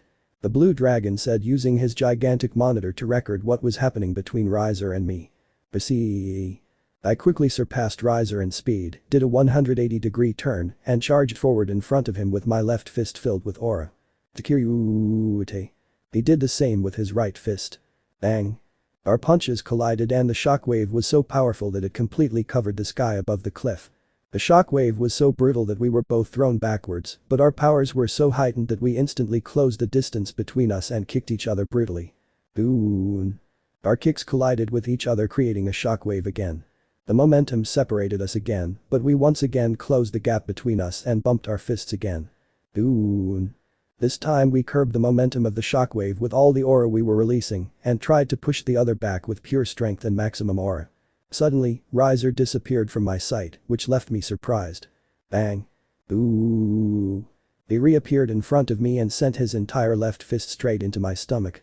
His punch was able to knock all the air out of my lungs and I felt a strange case of reverse deja vu. Yeah. The blow Riser just gave me, the way he did it, the force with which he did it was just like the punch I gave him in the past to defeat him. That blow caused me to be shot higher into the sky of the underworld. Riser kept chasing me in the air, but before he could reach me, I recovered and rose higher into the sky. We were both reaching the limits of the underworld sky and we exchanged powerful blows again in pure boxing style. Every punch Riser tried to throw at me I managed to block, and every punch I tried to throw at him was blocked too. Bang. Riser changed tactics in an instant and hit me with a tremendous kick under the jaw of the face of my armor helmet. His kick hurt me, but not enough to lower the intensity of my punches. I kept trying to hit him with my right and left straight fist, but Riser was able to dodge them in time until I broke my own punching pattern and managed to land a really strong punch with my left fist on his face. If it was the Riser of the past, that blow would have been more than enough to knock him down, but this time he wasn't intimidated and we continued to trade blows as we continued to climb higher and higher into the skies. Hittt. Oh. Riser also broke his own punching pattern and I took another punch from him straight to the stomach. For a moment I was stunned, but I recovered before receiving another blow and we continued with the exchange of blows, and this time I was the one who managed to execute a perfect kick to Riser's stomach. But Riser was still burning with immense fighting spirit and drove a powerful elbow right into my armor's helmet in the face.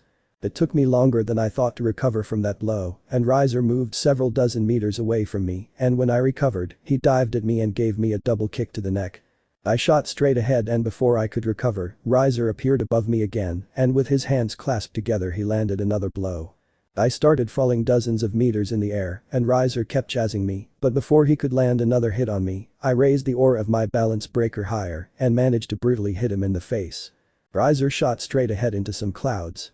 I quickly moved towards him to give him another blow, but Riser recovered in time and managed to successfully kick me.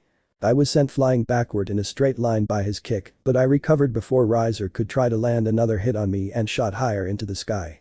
Riser approached me and I was ready to block any of his attempts at a blow. But Riser didn't try to hit me head on, no, he went straight for my back, grabbed me by the tail of my armor and spun me around like a top. I raised my balance breaker or even higher, forcing Riser to separate himself from me due to the pressure I was releasing, and as we rose higher, he and I met face to face, collided hands, and once again struggled to see who had more strength. Riser was losing the struggle and managed to separate himself from me by placing his feet on the jewel on my armor's chest, causing us to separate. This was never going to end. We both continued to rise higher in the sky, and the next few crashes we made were higher and higher. The speeds we were going were approaching God's speed. Bang. Boon. Boon.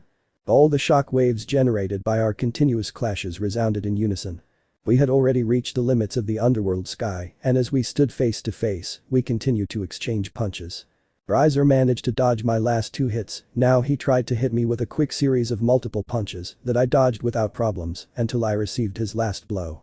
Upon receiving that blow, I raised my aura again and gave Riser a quick punch that was impossible for him to dodge. He tried to attack me again, but I was faster and attacked him with a brutal elbow to the middle of his back. Here's my best attack, Sekiryuutei. Riser moved away from me in a long straight line. An immense amount of demonic powers gathered in his wings and hands. He will use all his power in that attack. Right, Phoenix. That was the most powerful attack in Riser's arsenal. The gigantic Phoenix advanced towards me at great speed and was approximately 10 times bigger than last time. In response to that attack, I took a deep breath, filling my lungs with air and lighting a small flame inside my stomach. It's time to use my balance breaker to its full potential. Boost. Boost. Boost. Boost. Boost. Boost. Boost. My maximum power doubled a total of 7 times. Transfer. 70 of my duplicated power was transferred to the flame in my stomach and I breathed out a highly concentrated dragon flame from my mouth. My dragon flames collided with the Phoenix flames. The last time this clash took place, there was an immense explosion. This time it was different, my flames were so powerful that they consumed Riser's own flames of maximum power, literally burning his own flames with mine, undoing his most powerful attack. After having burned Riser's most powerful flames with my own dragon flames, Riser became quite agitated and was descending from high in the sky. I also got out and approached him who was still very agitated. Riser apparently exhausted almost all of his demonic power in that attack. Ha ha ha. Riser was panting. You've certainly grown immensely strong. I had a slight advantage in experience in the aerial battle, but even with that, gosh, you really are terrifying, Sekiryuutei. In this battle, I gave it my all. I even surpassed my own limits, and yet I couldn't even manage to overwhelm you. The face on my armor's helmet disappeared and I looked at Riser with a smile full of admiration for this person. Riser, I know when someone is strong, and you sure are. Compared to the first time we fought, you've become very powerful. Riser reminds me of when I faced a Hakuryuku volley in Gotham City. But you know I don't want to give up yet. Riser turned his gaze towards a hot spring, but something about him wasn't quite right. It's on the verge of collapse.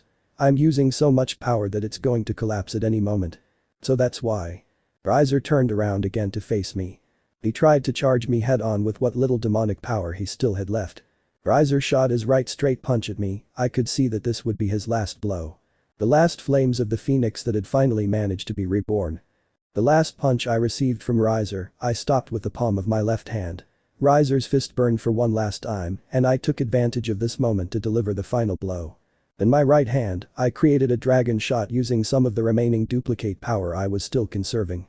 Riser saw my counterattack coming and didn't have enough strength left to try to dodge, so he just smiled bitterly, taking my dragon shot straight in the stomach. Boom. The dragon shot exploded, enveloping Riser completely.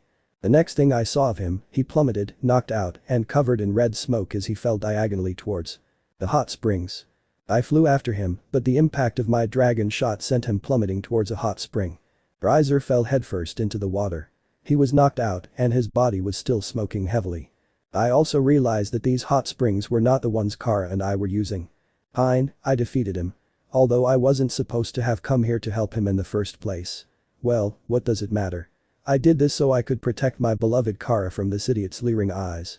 I made a victory pose celebrating that I defeated Riser again. We are 2-0 up in fights. I thought I heard a loud noise say. I know that voice. When I turned around, I saw that the person who spoke to me was Rias. She was completely naked. How long, Ice-kun? Ice-san, did you come here? Just what you'd expect from our boss, Ice. So you came here to spy on us behind Kara's back. Bekeno, Asia, and Zenobia were here too. This was a natural boobs parade. Oh my god, this is the first time I've seen a Keno naked. Dickens, this big Ddraig. They're the worst. Ice Kun, you should repent. Those were Kaneko and Irina's voices. Oh my god, I just saw them too. Now I really won't be able to get married. Wait a minute, is that silver-haired girl spouting nonsense Rossweisse? Isama, Ani-sama. Ravel's voice. When I looked, a completely naked Ravel stood before me. So Ravel was in these hot springs too. She also has her breasts exposed. Actually, this is a pretty good accident. Ravel noticed me staring at her breasts and immediately hides while blushing. Then suddenly she creates her wings of fire. That's it. Isama, you are a pervert.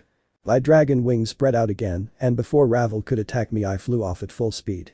Riser, on the other hand, wasn't as lucky as I was, as he had few demonic powers and received the full power of Ravel's flames while still unconscious. Sorry Riser. But you wanted dessert, so here's your coconut flan. Phew, that was close, although I won since I got to see them all naked. I celebrated my reward for that victory. Did you feel good seeing Rias naked? Like the other girls, Ice? Hey. Hearing that voice I slowly turned around and the person I saw was Kara. She was already dressed in her Supergirl costume and didn't look happy at all. Kara. Oh no, my girlfriend just caught me seeing Rias and the other girls naked in a hot spring. Answer my question. I can hear the anger in his voice. How much did she see? Does she even know everything that happened before? Ah yes. I answered her honestly because I am not capable of lying to her, and even if I did she would realize that I am lying.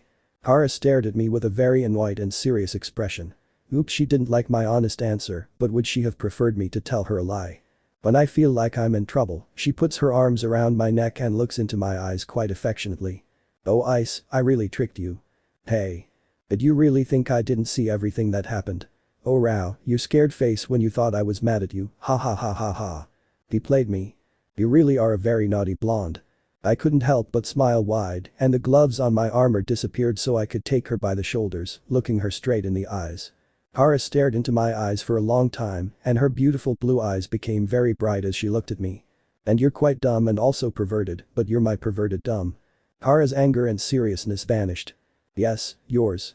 I took her cheeks with my hands, touching her gently making her relax more. After that Kara took one of my hands with hers and led it to her breasts, allowing me to grab one of her tits tightly.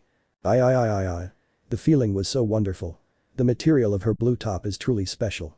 My perverted fool, I love you so much, Ice, thanks for defending me, again. He stated with a knowing expression, his eyes shining with happiness. Of course, my love.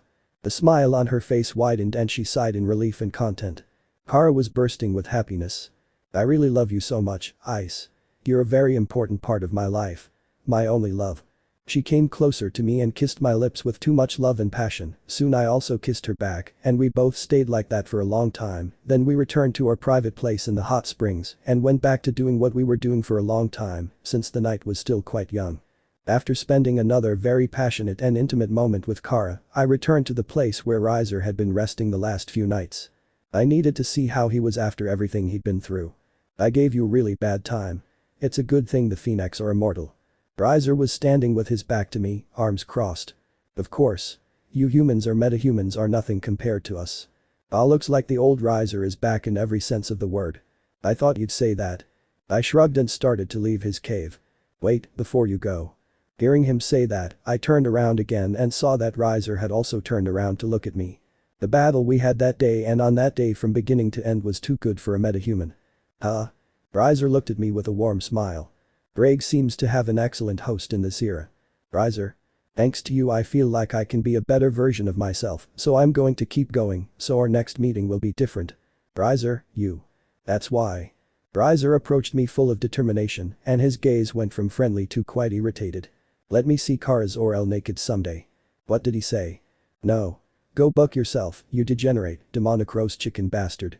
I'll settle for just seeing her once, since I'm a high-class devil. Even if it's just a photo. I just want to see her once. Show them to me. Show me the tits of the last daughter of Krypton. You really are my enemy. Welsh dragon balance breaker. That's my line. We both left the cave and resumed our aerial battle. What are you saying? Damn extortionist roast chicken. You're calling me an extortionist. You're a bucking cheapskate. A cheapskate Sekiryuutei.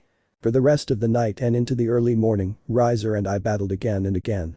In each fight, I defeated him, but since my opponent was an immortal phoenix, no matter how many times I defeated him during the night, he would still recover after a while to continue fighting. After this incident, it can be said that Rias finally managed to rise from the ashes, and his fear of dragons was a thing of the past. Chapter 58. Fort Rias and the beginning of true evolution. Azazel Tower, Azazel's private laboratory. November 7, 2017, 9 p.m. It has been 22 days since I, Azazel, began working on how to complete the assimilation of the boosted gears Juggernaut drive into Issei's nano gears. As I mentioned before, his energy is insufficient to complete such a massive task. That's why I came up with the idea of harnessing solar energy in Kara's cells, but to harness that kind of power, I first had to study her biology, something she readily agreed to do out of love for Ice. That she's willing to do anything for Ice HMPH. My idiot assistant is really lucky to have a woman like her supporting him like this. When I learned the function of Kryptonian cells and how they harness the solar energy of the yellow sun, I managed to modify Ice's mutant nanogears so that they could act like the cells of a Kryptonian, and that way they could be able to receive the same amount of solar energy. Unfortunately, in doing so, the nanogears broke because they were receiving too much solar energy. That led me to use a new element in my experiments, NTH metal, the metal the Thanagarians use, also known as the ninth metal. And how did I get that metal? HMPH. HMPH. It's a very old tale of passion and seduction, dating back to the time when the three great factions were at war. I had made a stop in Thanagarian, and after seducing several high-ranking Thanagarian women, I came away with a huge haul. At that time I had acquired enough NTH metal that I could easily build at least a dozen towers like the one I'm currently working on, although this tower isn't necessarily made of that metal. But that's not what matters now because I finally got it. It's done.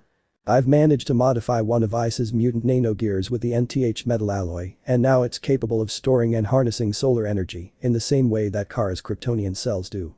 The experiment that took me millions of trial and error simulations has finally been completed, and thanks to these two elements and a particle accelerator that I also have in my laboratory, this Ice nanogear managed to fully assimilate the Juggernaut drive code that was in it.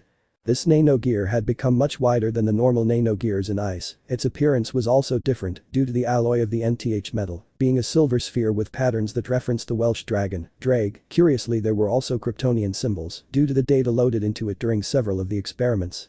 From this point on, no more simulations can be performed. Once Ice receives this nanogear, everything will depend on him and what he can develop with it. Suddenly, my vice-governor Shimhaza called me out of my laboratory to go to the sub-level of Azazel Tower, designated for supernatural operations against Cow's brigade. What do we have? My lieutenant governor answers my question. Recent analysis of Kara's Orel's ship implies that she brought with her something enormous with multiple life forms, Fort Rias. She was trapped in the Phantom Zone for almost 3 decades, and the Phantom Zone is where Krypton sent its worst criminals, and among them, the image of a beautiful blonde-haired woman and a middle-aged man appeared on one of the giant screens. Astra, twin sister of Allura's Orel. Non, Astra's husband and one of her commanders, the most dangerous inmates at Fort Rias. Shimhaza explained to me what I replied to. Allura's Orel was one of the most influential judges on Krypton. It's likely that the prisoners at Fort Rias are currently yearning for revenge on the person who imprisoned them, and since that person is no longer alive, they'll attempt to murder her daughter, Kara's Orel. What I said brought a sour expression to my lieutenant governor's face. I don't think it's good that the Kryptonian continues to expose herself to danger daily. She was active for 6 months, surely they recognize that she is Allura's daughter. Shimhaza's concerns brought a big smile to my face.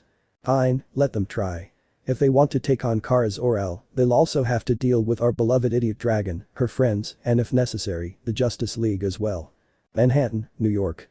Today is a beautiful autumn night and I, Issei Hyoudou, was on a date with my beloved girlfriend, Kara's Orel.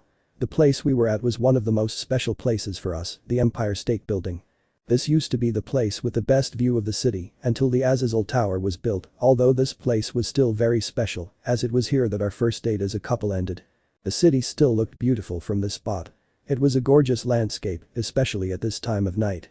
The fact that everything was cold and cloudy now added to this wonderful view. I was sitting on the edge and Kara was sitting on my lap quite happily. Before coming here we went to various places, like Central Park, a karaoke bar, the cinema, and we also ate a lot of fast food. Some time has passed since we arrived here, and Kara wrapped her arms around my neck, resting her head on one of my shoulders. The strong wind blew her beautiful and radiant blonde hair, her scent quite pleasant to me in its entirety. I don't know how long Kara remained curled up in my lap because after a while, she joined her mouth with mine and we had a kiss that from the beginning became quite passionate. Her tongue and mine intertwined almost immediately and we both moved our lips in a very delicate and sensual way, deepening the kiss we were having. MMMH. Kara was still curled up on my lap and the kiss we had turned quite erotic. I felt like we were playing with tongues, exchanging tastes in a way that only incited me. My heart was beating very fast. Kara was making me get pretty hard. Her hands were now behind my back and she continued to kiss me passionately. The dress she was currently wearing only made me want to make her mine more tonight and all night long. That's when I had to stop kissing her to catch my breath. What if we stay at home? I suggested as I looked at his beautiful, blushing face that he was very excited. Yes. Kara responded very excitedly and eagerly. It was around midnight when I was finally able to rest after what ended up being another pretty intense and passionate night. And as usual, thanks to the Gregory enhanced pills Kara was taking, the two of us didn't have to worry about reaching our limit or doing so several times a night. All thanks to Azazel again. Damn, that supreme ruler of the fallen angels knows his stuff and how to get things done. He even knew about this possibility and already showed a solution. Since the first night Kara and I made love, we simply couldn't stop experiencing it after 3 or 4 days, sometimes even less. Now, just as we were about to sleep, Kara was still holding on to me. I felt her head resting on my chest, her legs wrapped around mine. We were about to sleep so comfortably.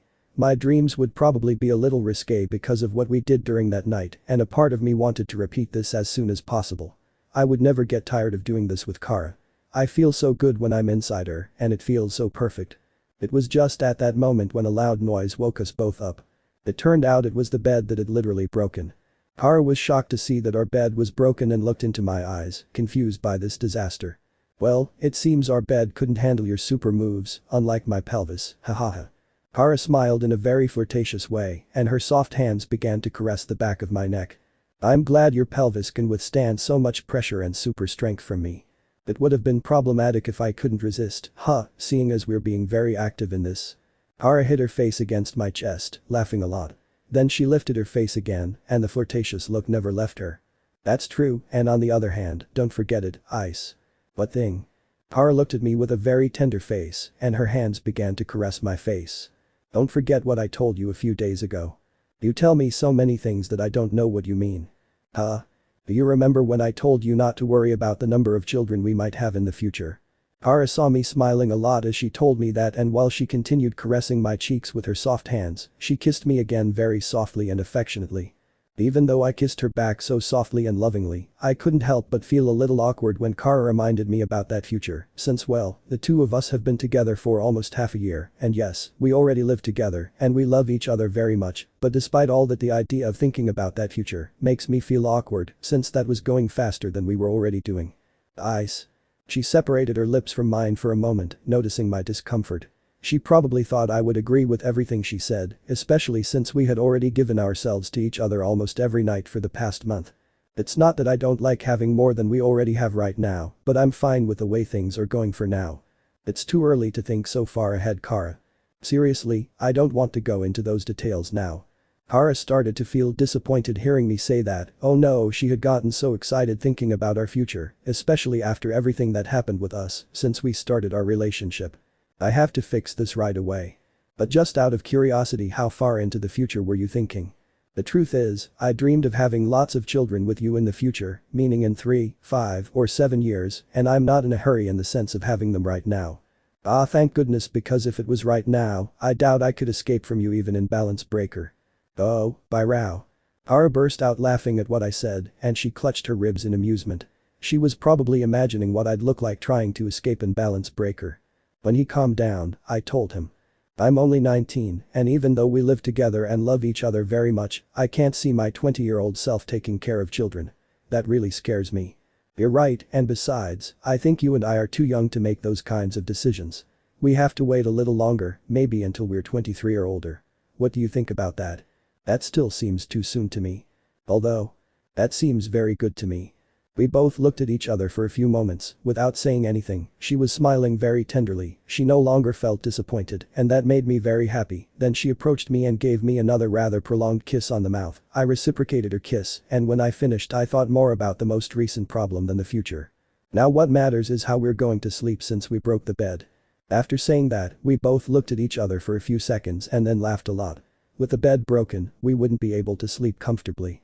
Kara couldn't stop laughing at the thought of how we would sleep the rest of the night.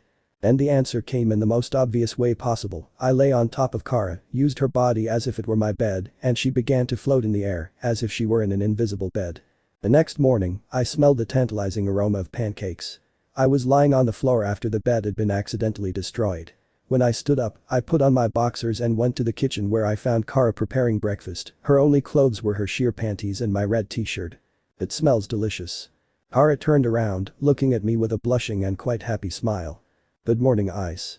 Good morning, Kara. We both kissed good morning, and then I settled in behind her, watching what my dear girlfriend was cooking. Pancakes? Yeah. Kara responded happily, finishing preparing the last pancake, then she put them all on a plate and we went to the dining room. I sat in a chair and Kara chose to sit on my lap, eating the pancakes that she finished preparing. Did you make them just for yourself? I raised an eyebrow at her question, making her smile even happier. No, I made it for you too. You see, I'm very special, right? Boasting too much? Nah, now eat with me. She took another pancake and placed it in my mouth. The taste was quite exquisite. It felt like she was trying really hard to outdo Ravel in making delicious pancakes. Yes, I like the sweet taste of her pancakes. They make me want to try more, and luckily, Kara made a bunch. After we finished eating, we both took a rather relaxing bath, but we were also having a hard time letting go of each other, even as we got dressed to go to our respective jobs. As I was buttoning my shirt, we had a rather passionate kiss. Kara's tongue was enjoying dancing inside my mouth, which was turning me on even more, and she continued kissing me like this for quite some time, as if she was inviting me to do the same. It was a feeling of quite a pleasure that was beginning to take over me completely, but suddenly Kara separated from me, keeping her brow quite furrowed. There was an unexpected expression of pain on his face. Did his head hurt? Kara. She remained silent for quite some time without answering me. It seemed like her mind was focusing on something else. Someone is. What's going on?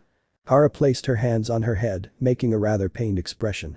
After a few seconds, she calmed down and I walked over to her again, gently caressing her cheeks and resting my forehead against hers, looking into her beautiful, concerned blue eyes. Are you feeling sick? I don't think she's. Kara.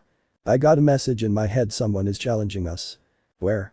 She immediately pointed with her right hand towards the window. If I am not mistaken, in that direction on the outskirts of the city there is a power plant. There, we have to go.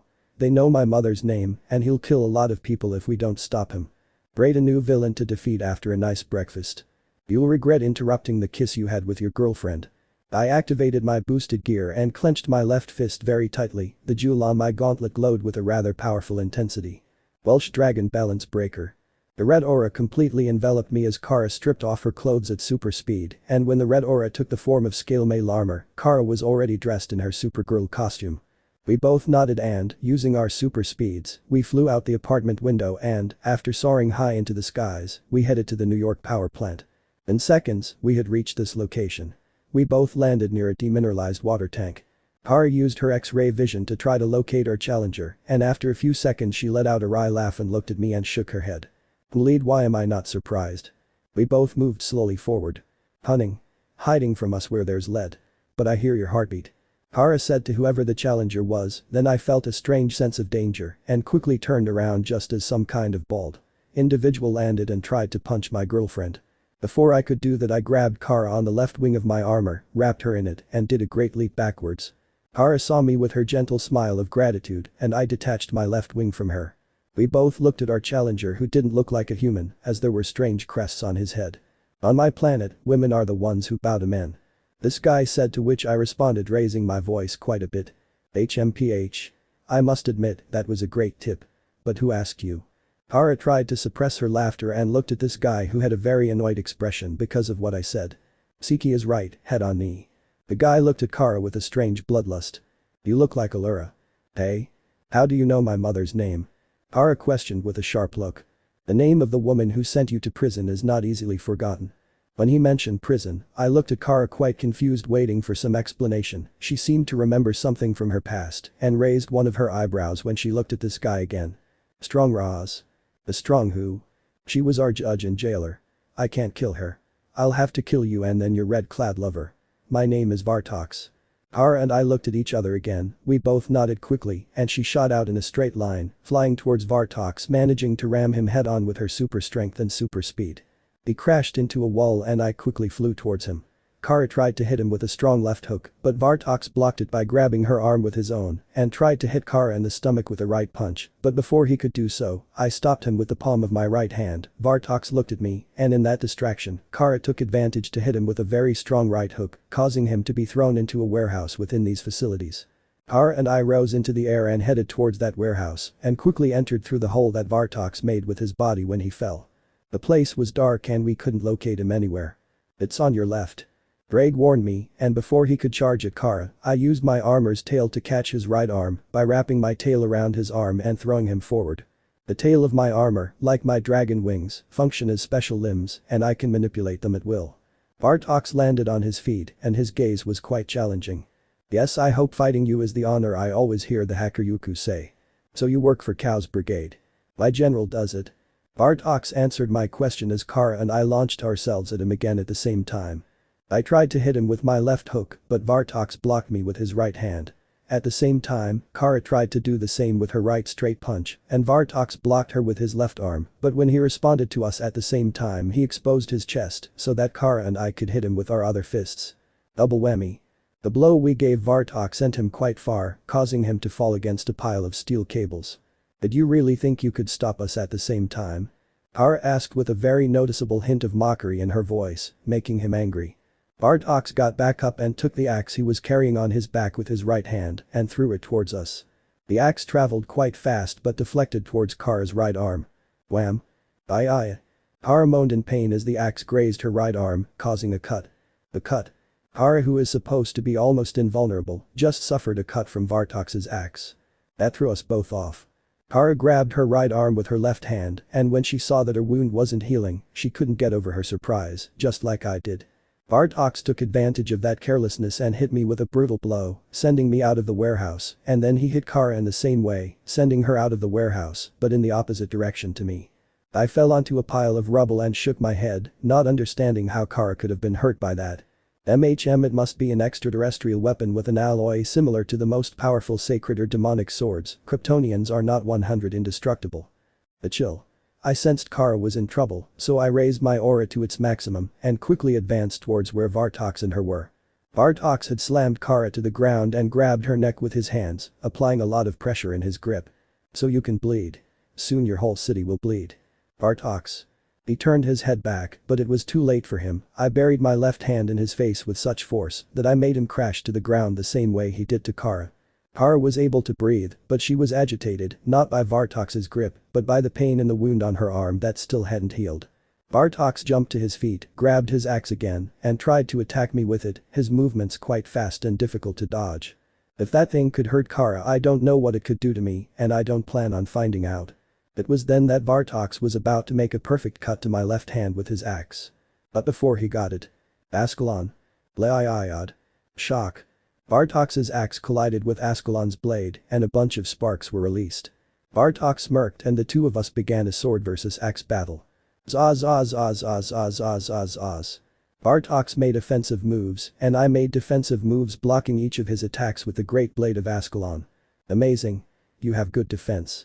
But if you don't attack me, you won't be able to defeat me, Sekiryuutei. Is that what you think?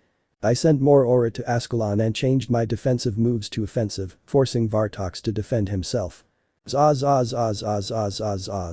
My offensive moves with Ascalon were not as extensive as those made by Vartox, since he was able to switch from defense to attack, forcing me to quickly switch to a defensive stance. His axe also had more power than it had a few moments ago.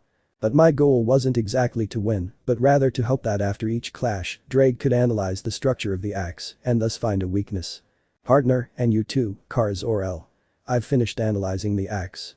It's ignited by a self-generated atomic charge that reaches temperatures of 2500 degrees. Ddraig had linked our telepathic communication with Kara. And what would happen if it gets hotter than that? Kara asked. The axe will explode. That's excellent news. Kara, when I give you the signal, use your heat vision and aim directly at the axe. I'm going to do it, Ice. You can count on me. A big smile spread across my face, and I continued to clash my sword against Vartox's axe in an endless duel until Vartox managed to make me fall to one of my knees. I'm going to take your head as a trophy, Sekiryuutei. Vartox took his axe in both hands and raised it over his head. Now, Kara. Kara fired her heat vision. The crimson rays of Kara's heat vision traveled straight towards the tip of Vartox's axe. What the hell? Vartox was quite incredulous, and the tip of his axe quickly ignited into a rather intense fiery color. From the moment you decided to fight Supergirl and me, you lost, Vartox. Kara increased the power of her heat vision. The heat from the axe set Vartox's hands on fire. The axe exploded in a brutal explosion. Vartox was sent flying and fell to the ground, badly injured. Kara approached me, still holding her right arm with her left hand, and looked at me with a rather happy smile despite her injury. Vartox was unable to stand and saw Kara and me as we approached him. He was very agitated and could only keep one of his eyes open. It's over. Kara told Vartox, and he did nothing but laugh at her. Do you think I'm a threat?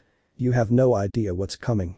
Vartox took a fragment of his axe, and before he could take any action, I concentrated a large part of my aura and the energy of my nano gears to create a dragon shot which I fired before Vartox could do anything. Vartox was enveloped in the red aura of my dragon shot's blast and was further injured than he already was, causing him to fall unconscious with the axe fragment out of his hand. Azazel Tower. After Kara and I defeated and captured Vartox, we took him to Azazel Tower where he was locked in a containment cell. Now, my girlfriend and I, without my armor, were in the medical bay of the sub-level, dedicated to supernatural and extra-normal activities. The fallen angel removed a small fragment of the metal piece from Vartox's axe that had become embedded in Kara when she received that cut from the axe. You're going to be okay. Azazel assured Kara, looking at her with a smile. When the metal piece was removed from her, her wound healed instantly. I don't understand how is it possible that someone who was locked up in Fort Ross has appeared out of nowhere, it doesn't make sense. Kara said it quite confused and with her arms crossed. I agreed with her. Yes, I highly doubt he left his cell and traveled here just to hurt you. Kara shook her head. No ice. I mean, it's impossible. Fort Ross is a maximum security prison on Krypton, located within the Phantom Zone. Oh. It's not impossible, it's a fact, because Fort Ross is here. Azazel said to Kara and me, and we both looked at him in surprise. What do you say? That doesn't make sense.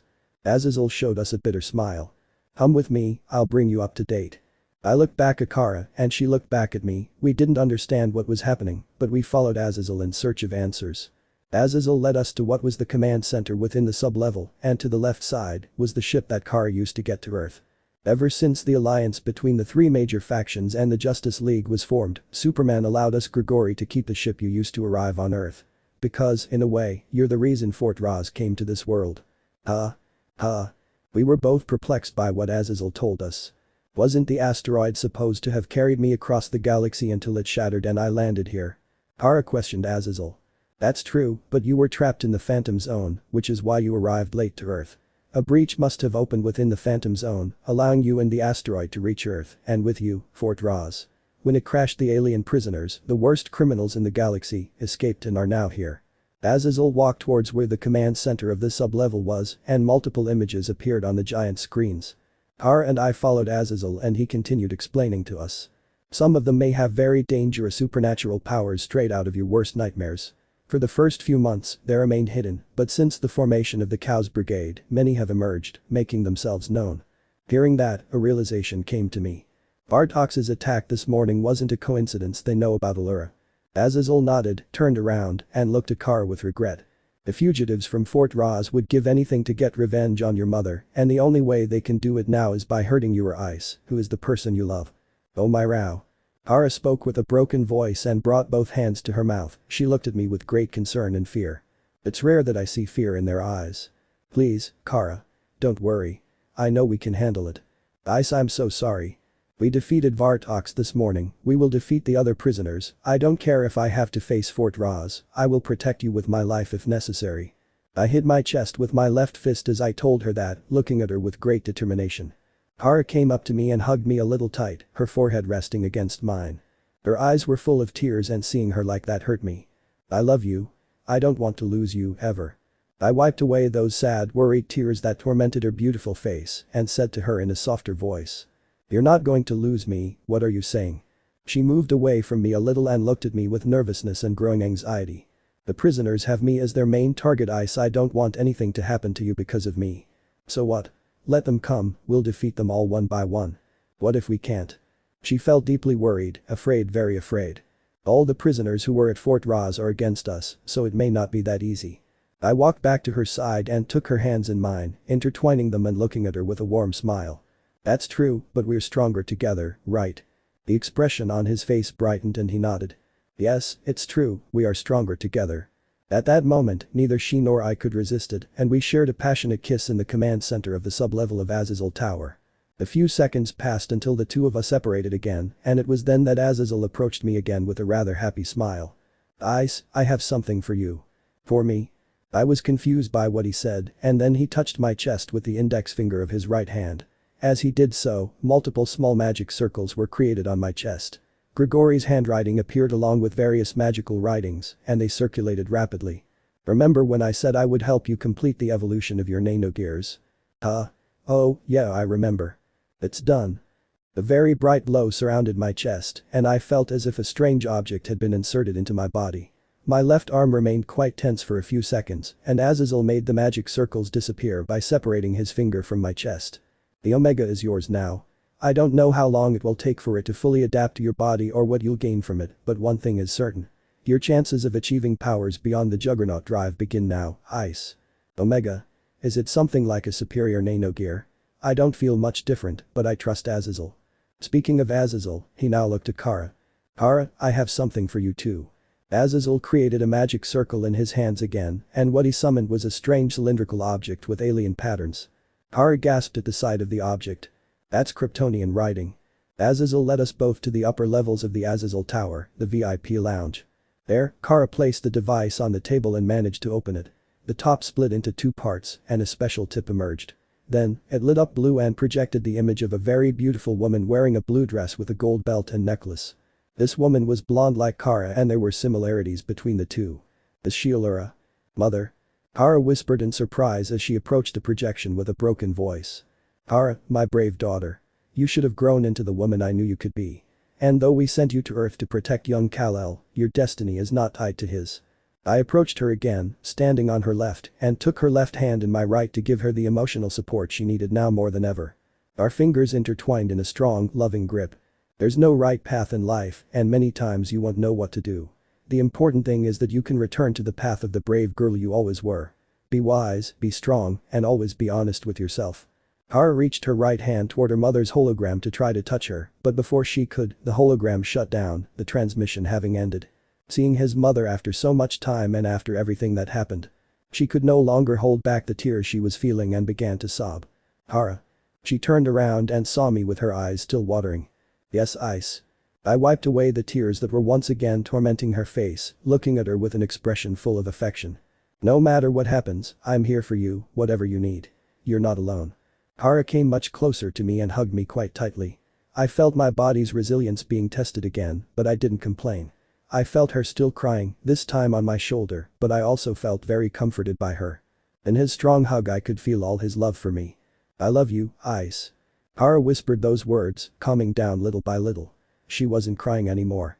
I saw her with a rather affectionate smile and finally hugged her back. I love you too, Kara. As we were hugging, I saw Azazel in the distance, who was also smiling.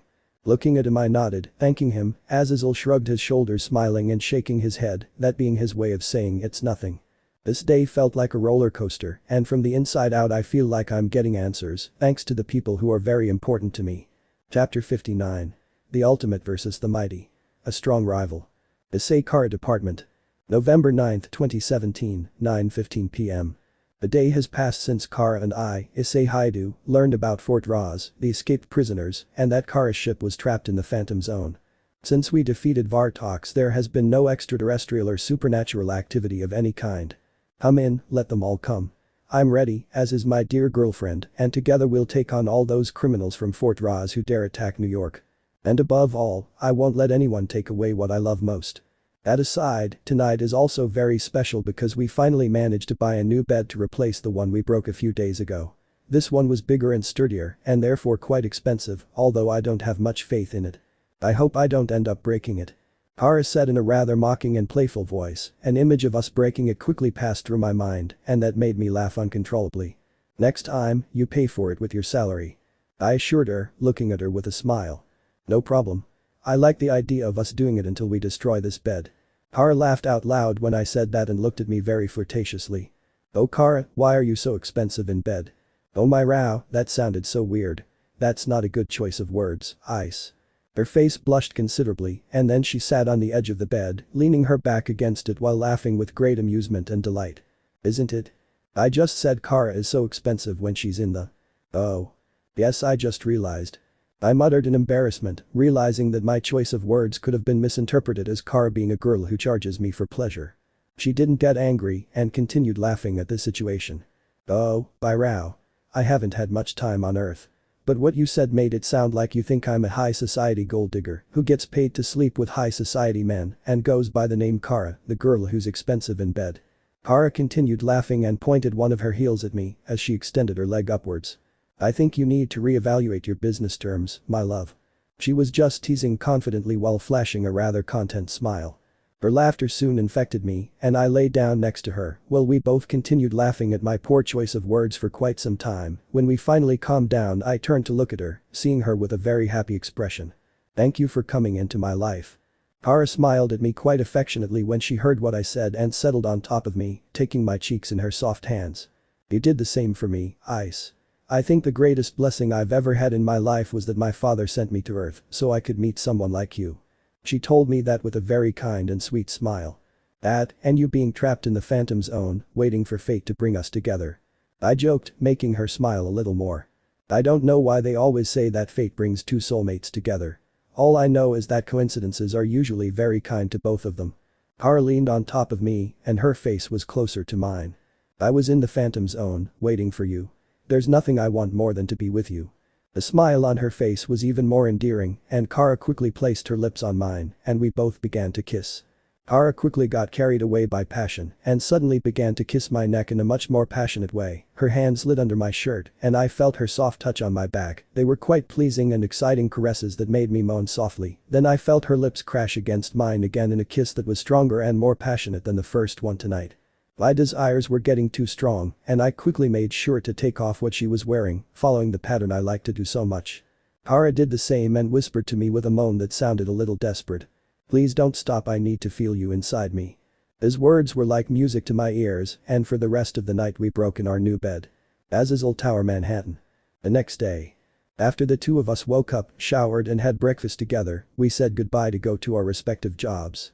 Kara went to Cat Company and I went to Azazel Tower, performing all the activities that corresponded to me as Azazel's assistant. I accompanied him wherever he went. When he asked me to do something I tried hard to do it. There were days when Azazel was very demanding, but almost always he is so relaxed that he makes my job not too complicated and gave me plenty of time to train in the special rooms of this building. But when Azazel has some strange idea in mind that involves me, everything gets ugly. Ice, we have special guests, come with me. Special guests. I stood up from my desk chair and accompanied him to the sub-level of Azazel Tower. I wonder who they could be. Upon arriving at the sub-level, the fallen angels working here cordially welcomed two people, one of whom I immediately recognized. Crimson hair, with a suit tailored to his specifications, an extremely handsome face and a rather fresh smile. This man is Serzich's Lucifer, the devil, whom in the brief moments of role-playing, I call older brother, for his own whims. And the person accompanying Serzich's is a rather tall, handsome man with a very muscular build. His height appears to be approximately 194 centimeters, and unlike Serzich's, his hair is short and black, and his eyes are violet. This person looks familiar, I think I've seen him somewhere before. Good morning, Azazel, Ice-kun and the rest of the workers at the Azazel Tower.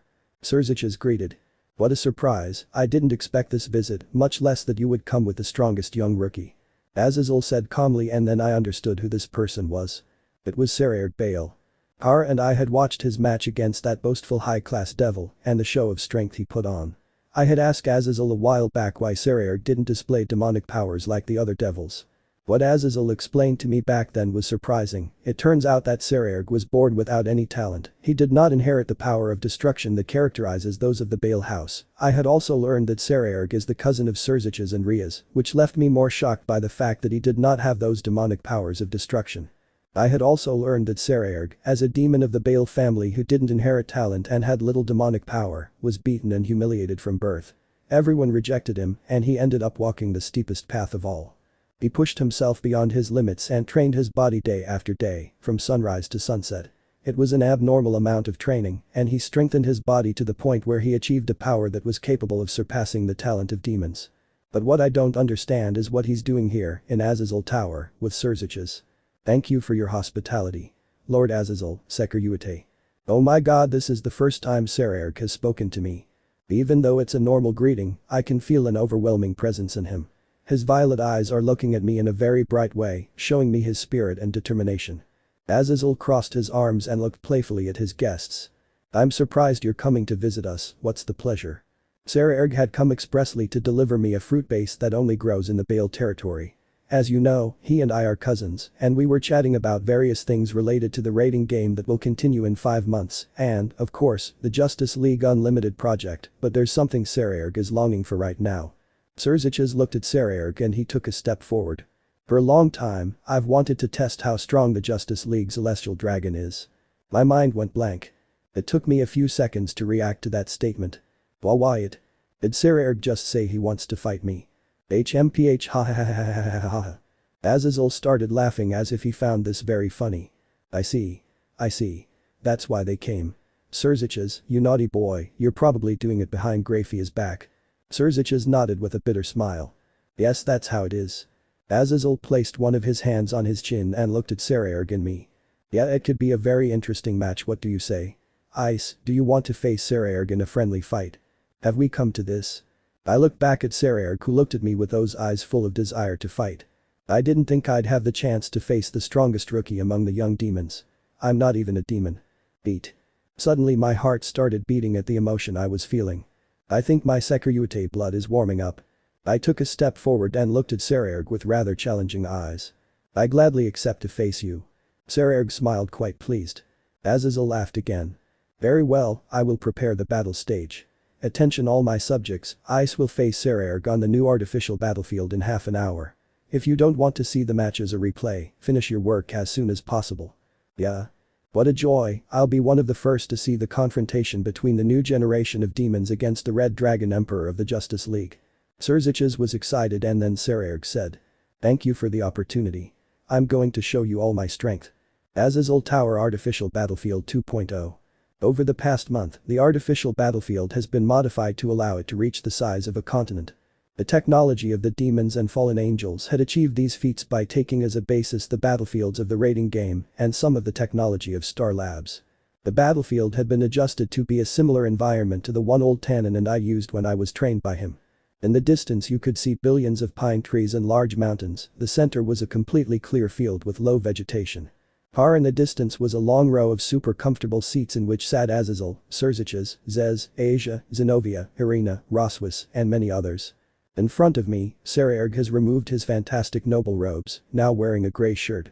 Even through the shirt, his clearly perfect body can be seen muscular and extremely robust, powerful, with thick arms and enormous fists. The muscles in his shoulders and back were bulging.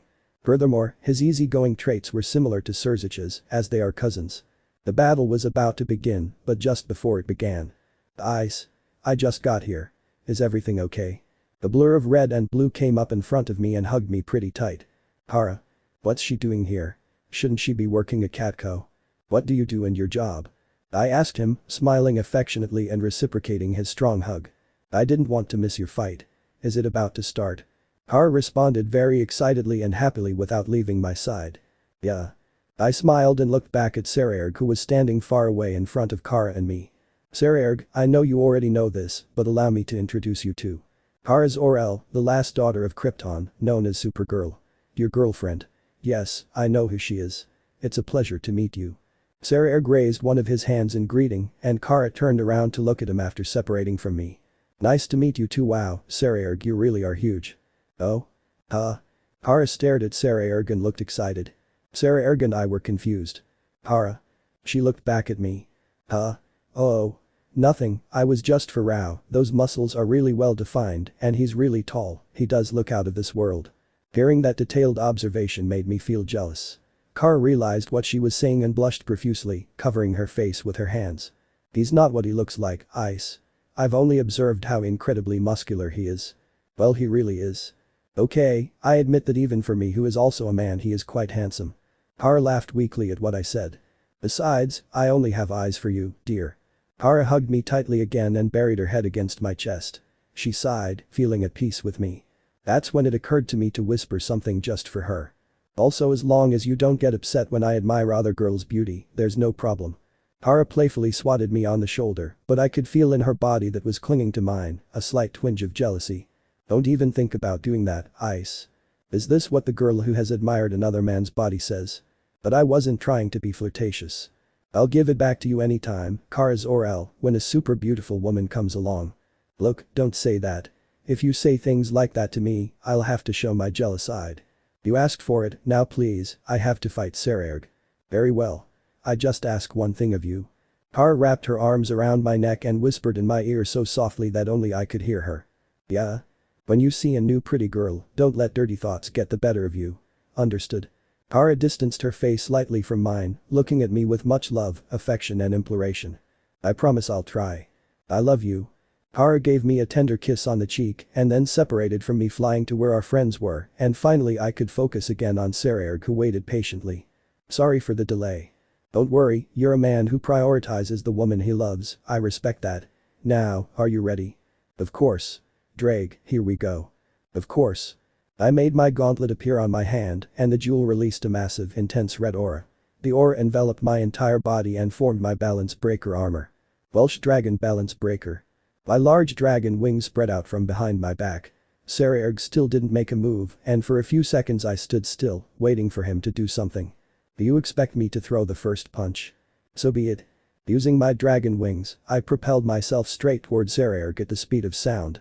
Sekiryuutei stood still. I swung my right leg forward to kick him in the head, but he stopped my kick by using his left arm as a shield. Then I decided to punch him with my left fist, but Sekiryuutei stopped my fist with the palm of his right hand.